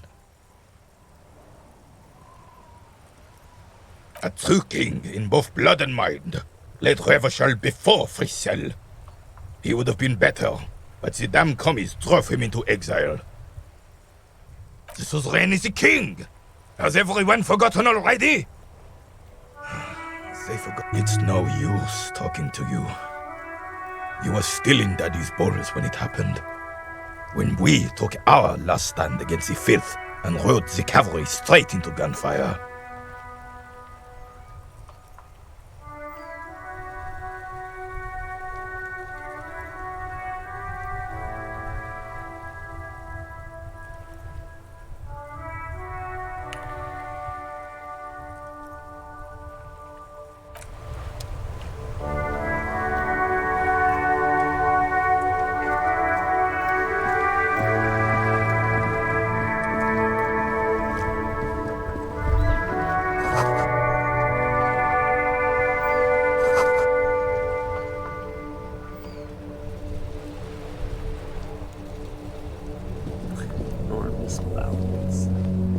This Post-Lavantore mail collection box has been heavily vandalized with graffito. A closer inspection reveals 2 bullet holes in the front.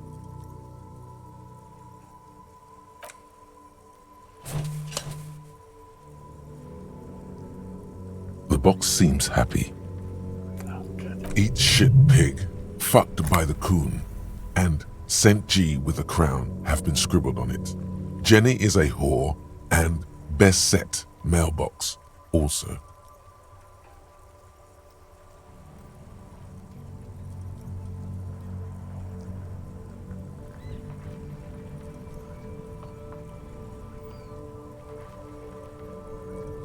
The mail collection box seems cathartic, thankful even. So do you. You shudder, then you swallow. And then suddenly, you see it. Over all the other graffitos, someone has, using the tip of a very sharp knife, cut the words, Revachol forever.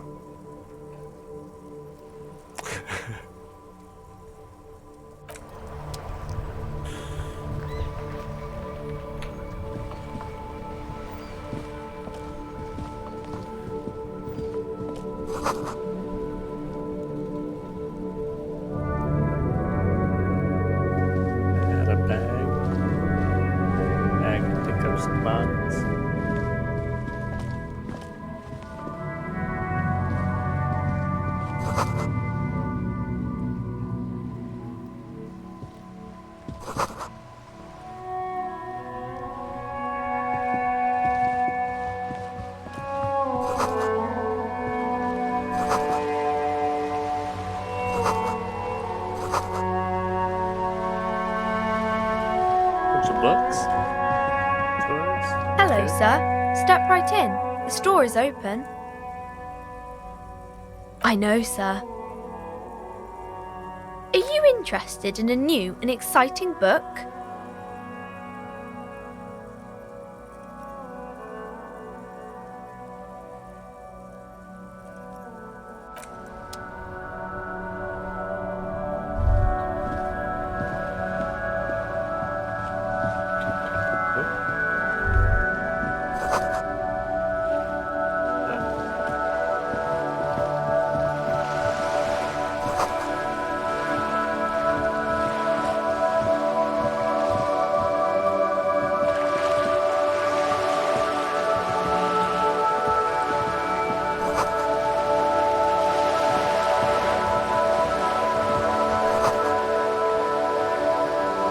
This coin-operated viewer is facing southwest. Its coin slot is full of fossilized bubblegum, rendering the machine permanently inaccessible.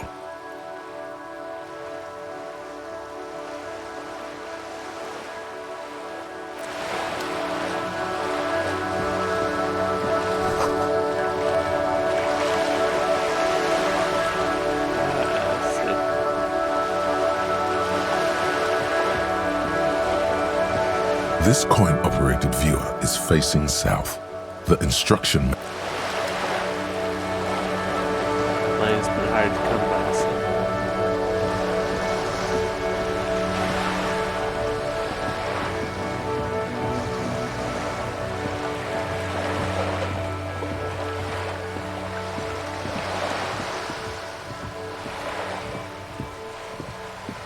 Catch a seagull. Right.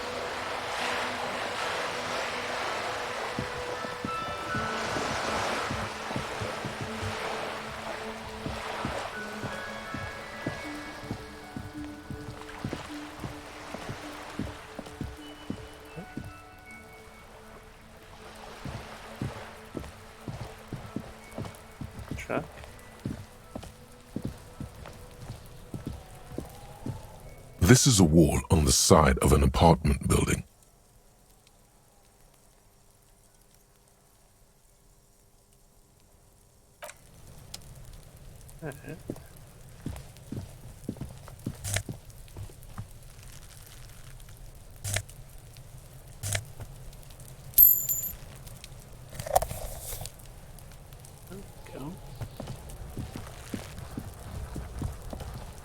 I can't get involved in this.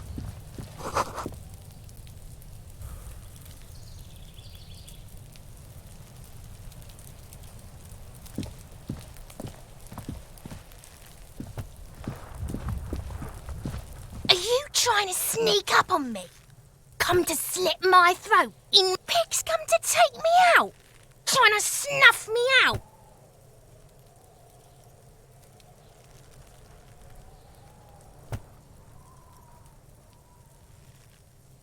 Don't get fucking clever with me, pig. You think you're...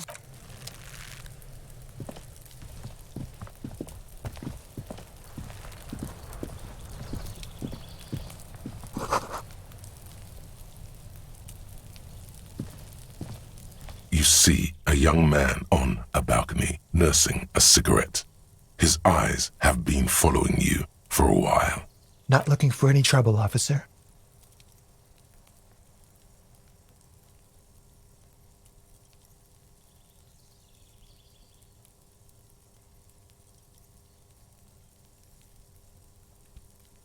There's no trouble.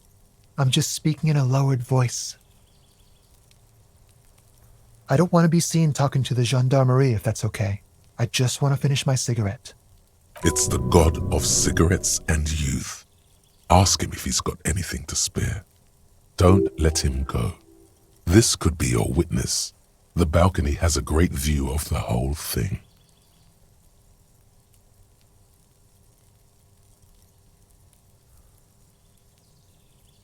Apologies, but this is my last one.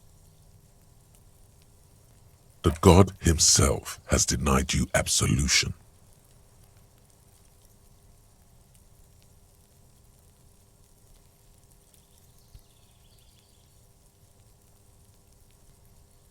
I'm not sure that's a good idea.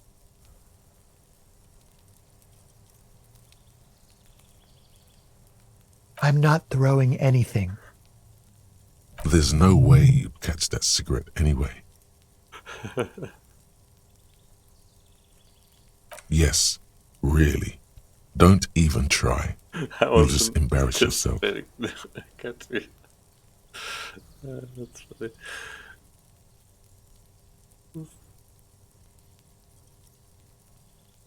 As you wish.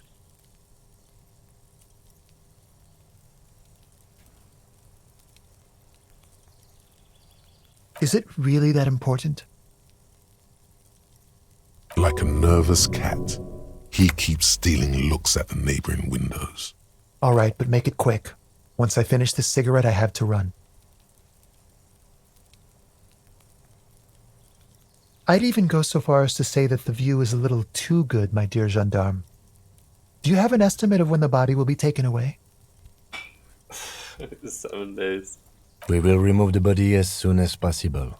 Now tell us, where were you last Sunday?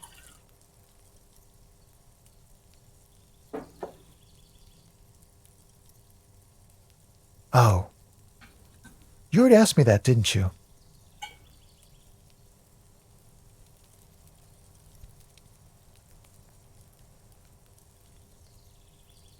No, not you. Some more muscular type. And when did you speak to this more muscular gentleman? Last week? I don't know. Look.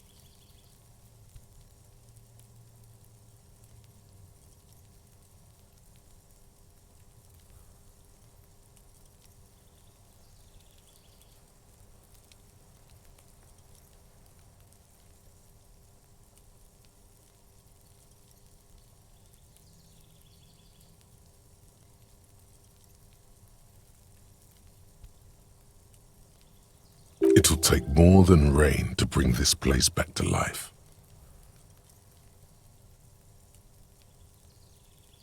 You didn't answer the question. What were you doing last Sunday? I had a friend over. It was my Sunday friend. A Sunday friend? How intriguing.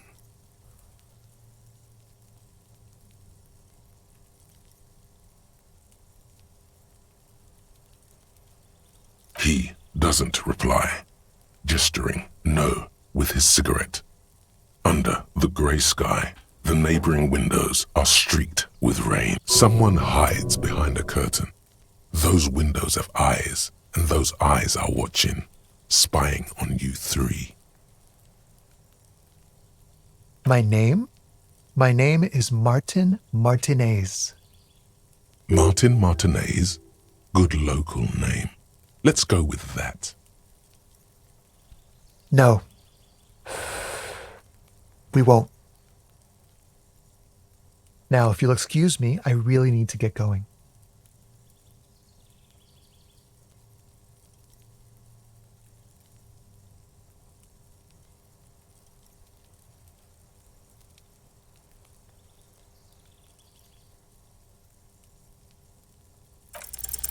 This isn't the place or time for questions.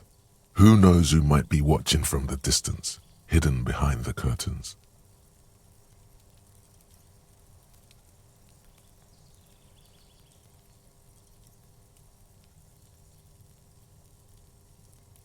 For a moment, the man on the balcony seems almost vulnerable.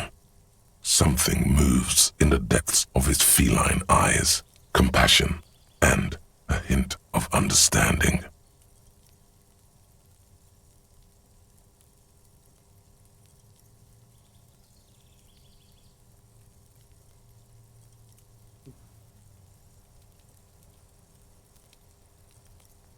I am sorry, but I really don't have the information you're looking for.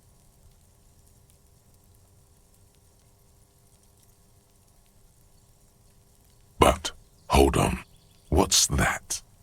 For a split second, his hand lingers, as though gesturing towards a stone placed right next to the front door. It's a sign. Good luck with the investigation.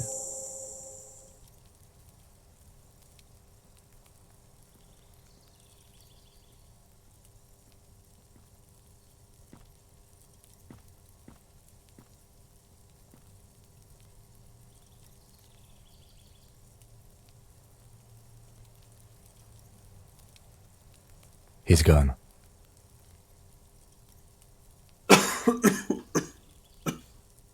No point in running. Tenements like these often have multiple exits. If he doesn't want to talk to us, then he'll know how to hide himself. He could be a witness. Him or his Sunday friend. Either way, we need to look into that muscular type who's asking about our case. He did leave us a sign.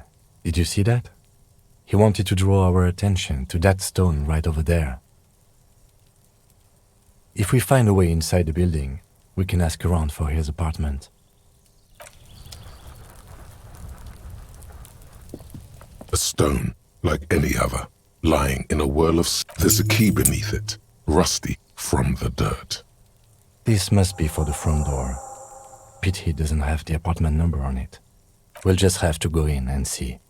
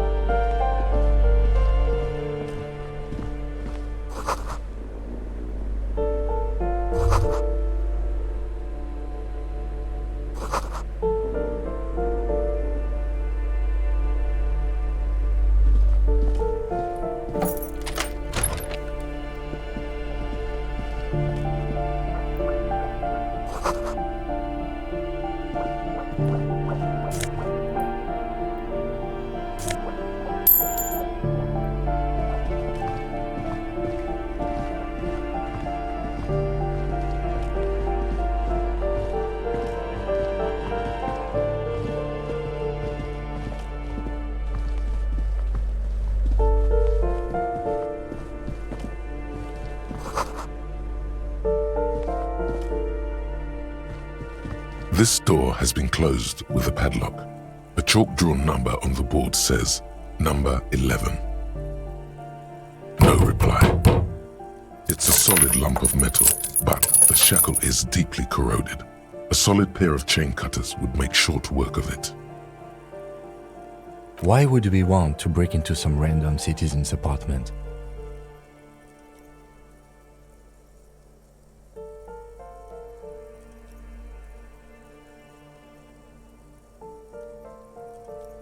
The lieutenant looks at you for a long moment, then blinks once. I suppose if one were committed to it, there's a pair of chain cutters in the kinema.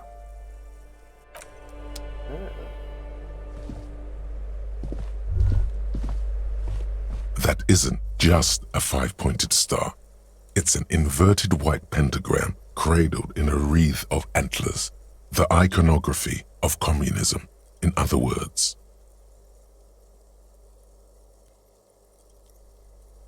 I haven't heard of that being a communist symbol.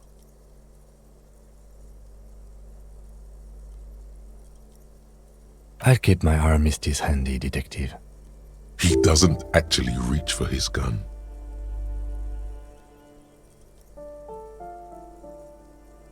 The star and antlers was developed in the 6th decade of the last century and quickly adopted by Mazov and the communards during the revolution. Even today, half a century after, the star and antlers retains the ability to evoke hope, disappointment, and fear in equal measure.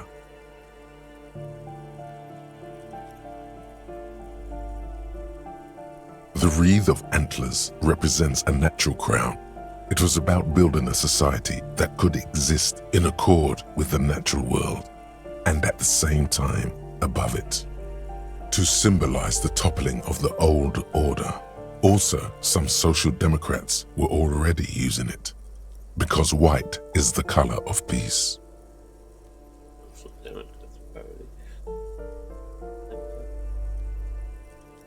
Nothing at all yet. Right now, it's just meaningless shapes on a wall.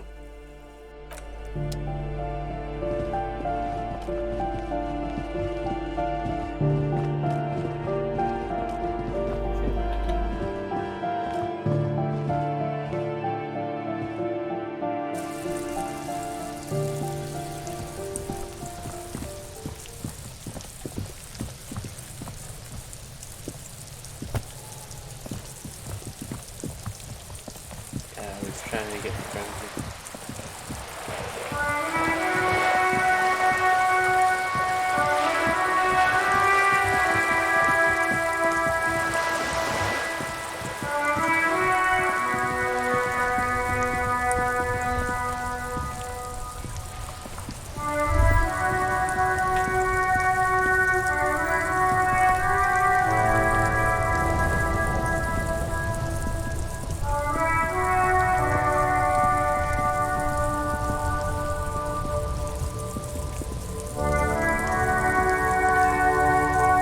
Inside, you see a set of steering levers, a radio microphone, a pull-out toolbox, a metallic drawer slides out. Take what you need, officer.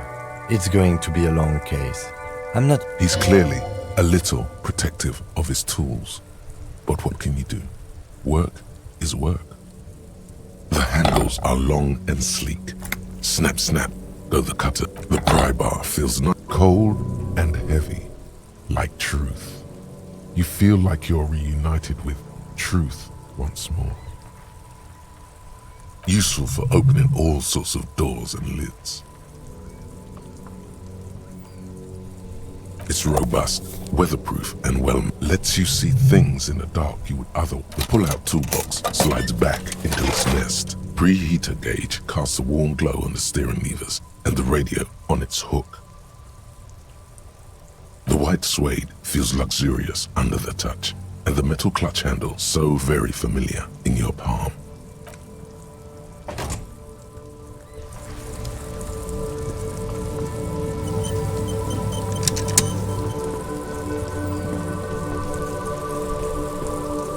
The worn and beaten wooden planks of the bench do not look overly comfortable. We can sit on benches after we've solved the murder. You can revisit the bench if you ever need to pass the time when Lieutenant Kitsuragi is gone.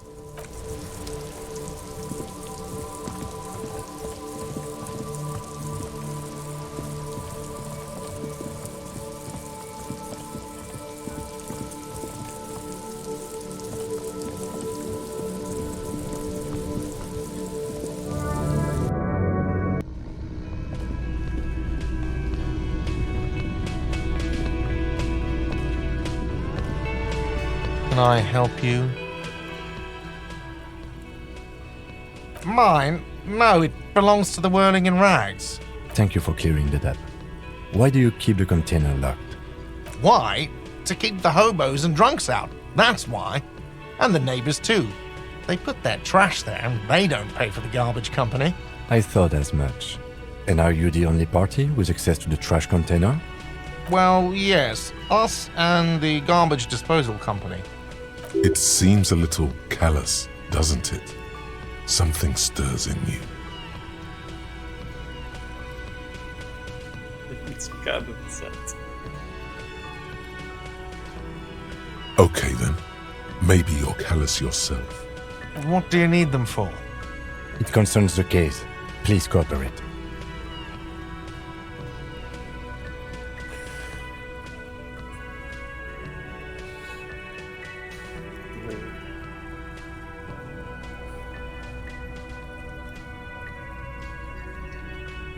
Just bring them back once you're done, please.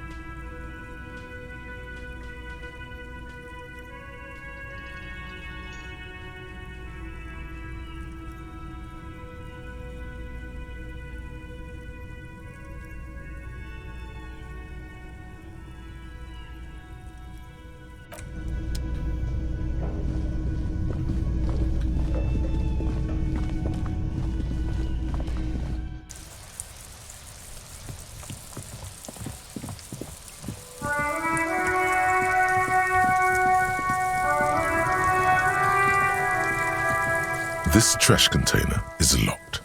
The sliding lid has a padlock that says, Whirling in Rags. With a well-oiled crack, the lock pops open. It should now be possible to simply... Don't. Maybe you shouldn't.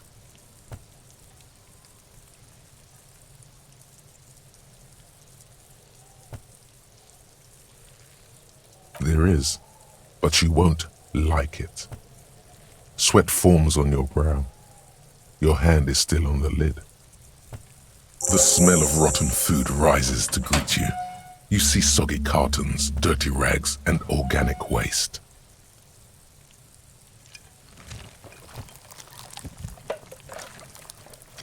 We're just in time. This hasn't been emptied for over a week.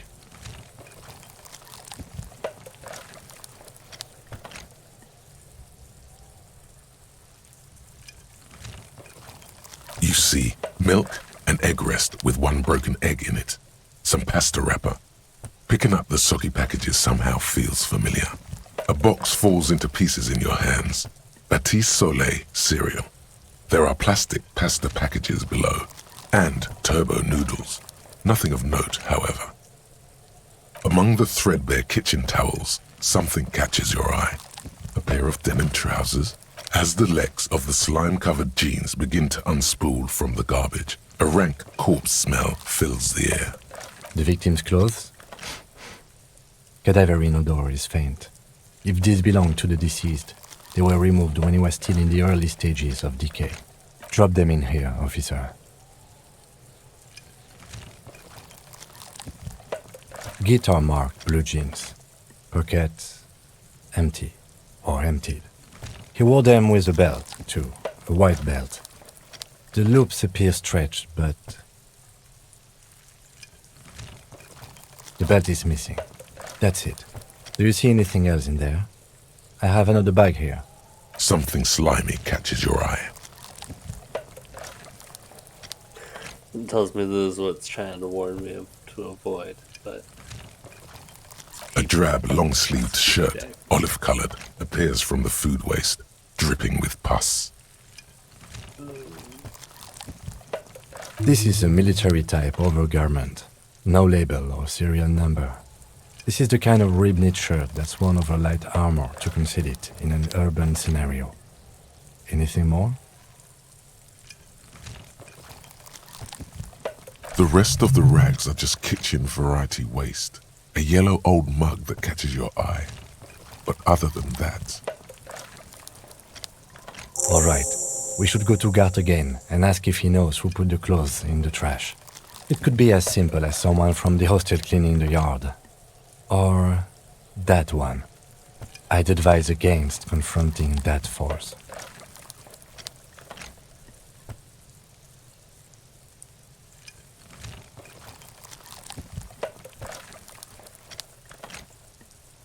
Not really. All we know is the victim's clothes are in the trash, the lid was locked, and his establishment had the key. It's just a small loose thread. The lieutenant nods, then looks back into the trash container.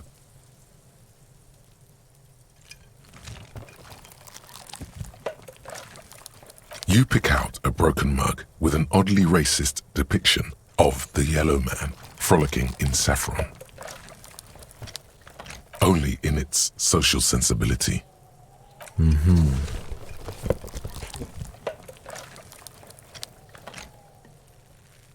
You've acquired an interactable item.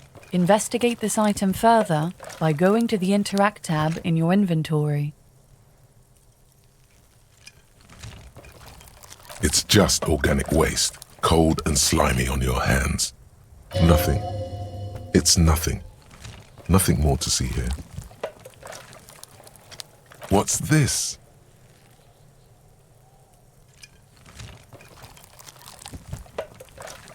A blue piece of plastic sticks out from the apple peels. It's shiny. Looks like the corner of something. Something larger. A clipboard. A blue plastic clipboard with moist papers hanging from it. They look badly damaged, but you can still make out forms and notes, written in a man's handwriting.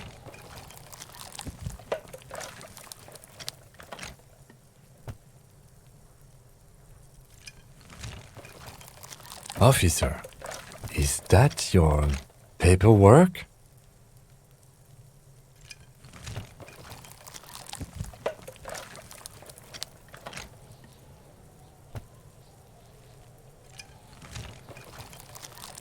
Yes, it is. Look. This plastic has the RCM street grid on it. You've even got an autopsy form. If you don't mind me asking, how did this get in the trash?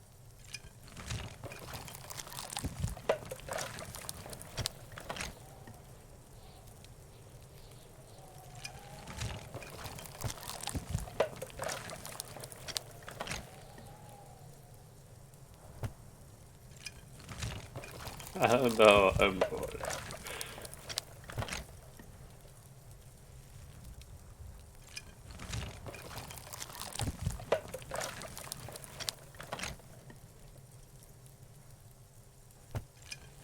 What are you talking about?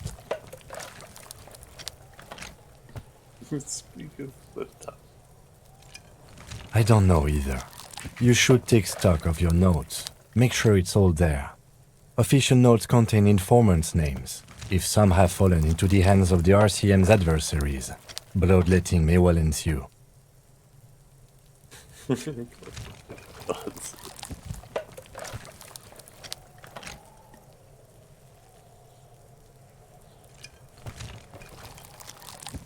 It would also not hurt to start taking notes on the case. Anyway, where were we?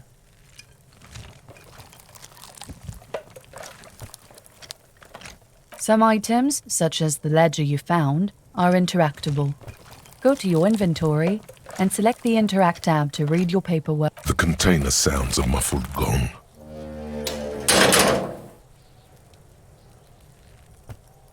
That's one thing off the list. I think we got it all.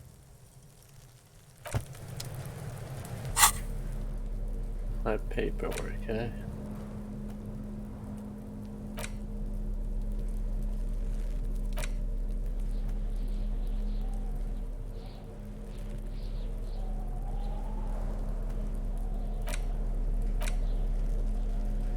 It's the interact button.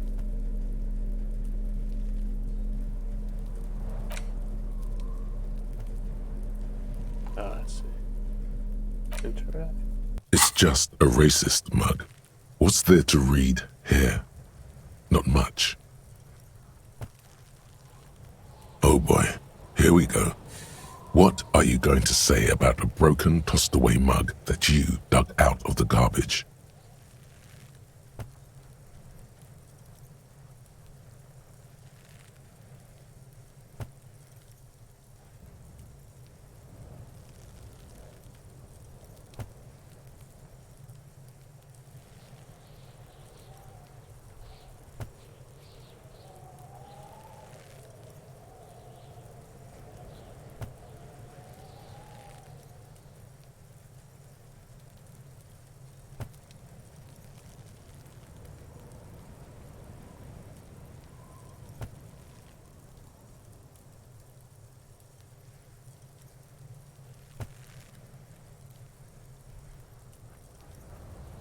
So again, you dug it out of the trash.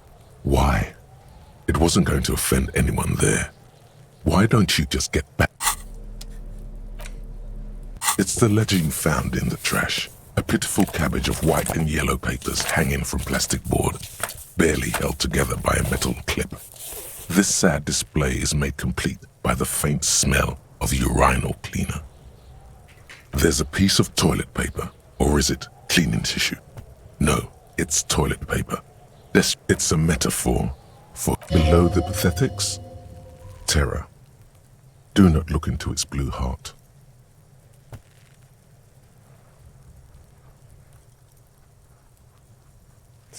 Logic.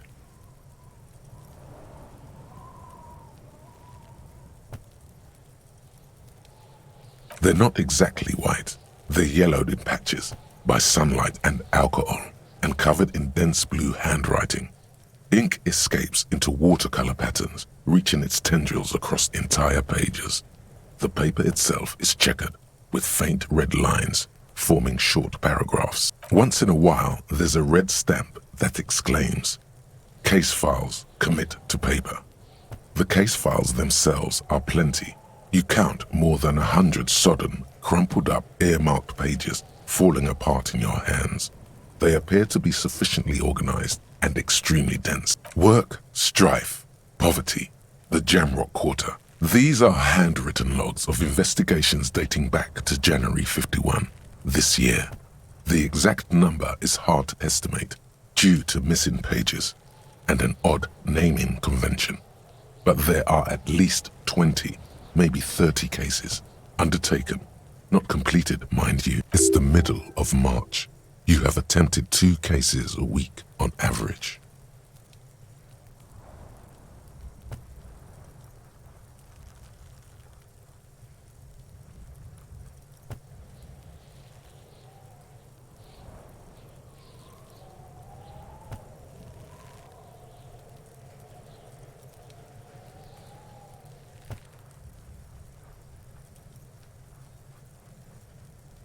Yes, it appears you employ a, shall we say, robust yet literary system. Each investigation has its case number written on the margins.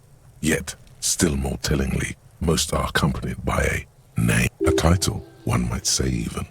One that draws inspiration from snoop fiction and vespertine cop show staples.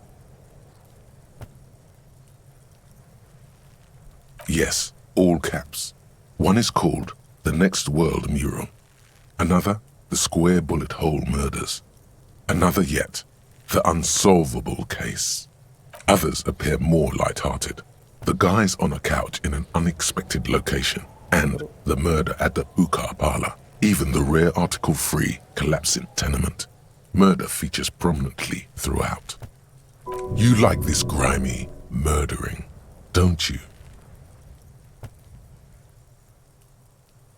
It's going to take an effort to piece these case files together, but it can be done.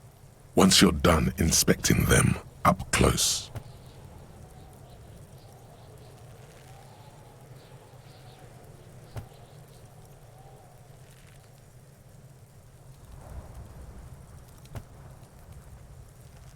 Huh? 2 complex cases to undertake is a lot, yes. You really have to push yourself. I would not suggest it, lest you start making mistakes. Arson, petty theft, spousal abuse. Handwritten logs on dozens of investigations date back to January 51. Stamped case files, commit to paper. These are your last couple of months in Revachol, Precinct 41, Jamrock Quarter. You mean the alphanumeric? Officer, precinct, time of arrival at the scene?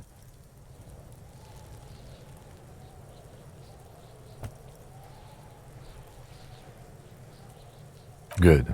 That's a good one. But do you also use the titular?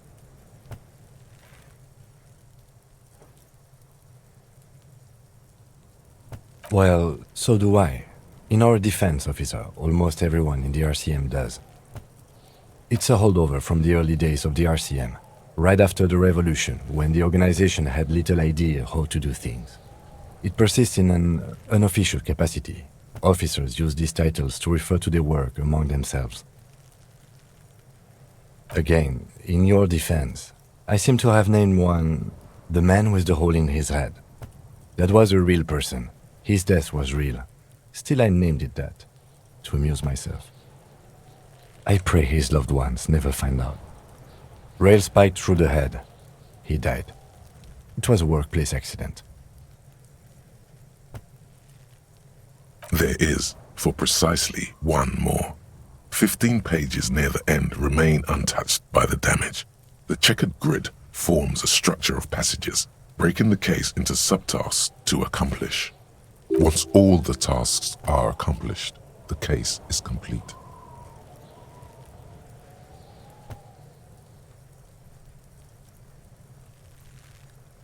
Sadly, the ledger only comes with an old, worn-down lead pencil. It's unfitting of this monumental event. The lieutenant looks at his blue notebook. 2 fat, shiny pens hang from the binder, like large-caliber bullets on an ammo belt. He is not really saying anything, just standing there, looking at them. Know that I give this to you with resentment.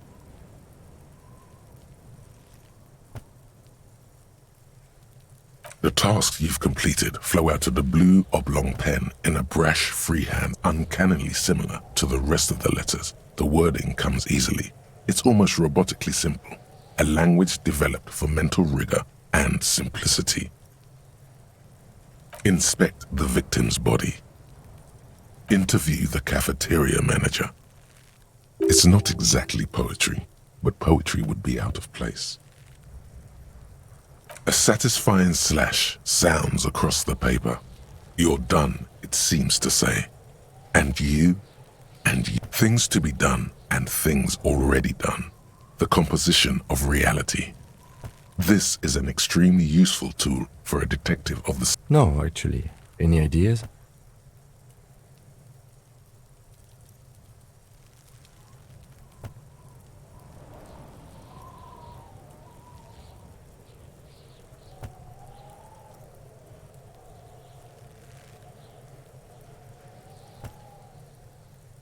Furies. Yes, well, I don't know. I have to be honest, I'm not experiencing the internal strife that refers to. And also,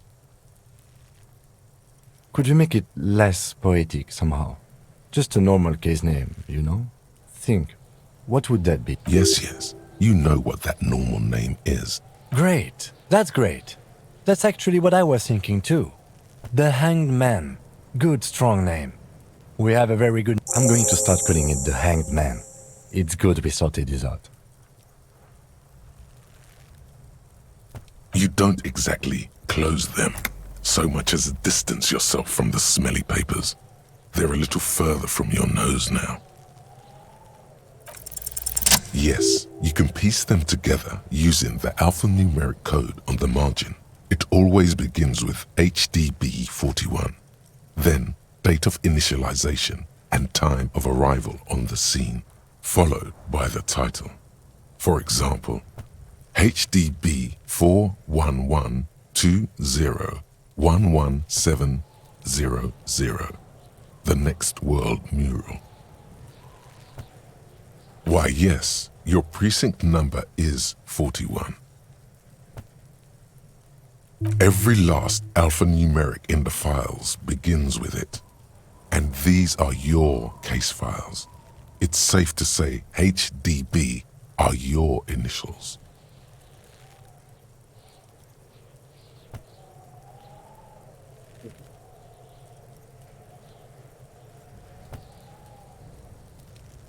Feeling isn't really the jurisdiction we're in right now. Probably for the best, because HDB feels like bad news from yesteryear.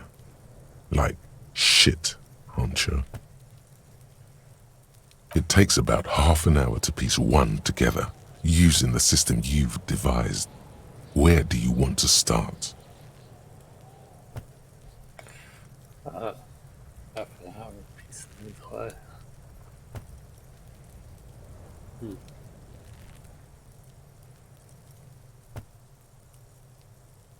Not much has changed in the meanwhile.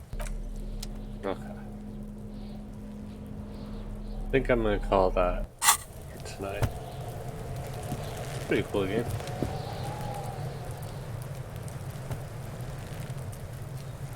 I think I was watching one that had a similar like map and mechanics to it.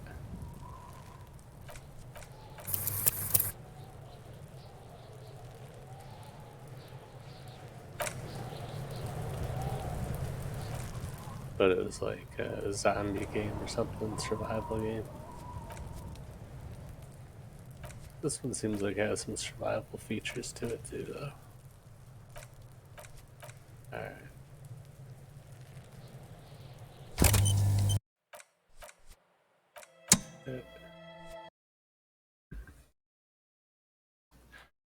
Thanks for joining me. Catch you next time.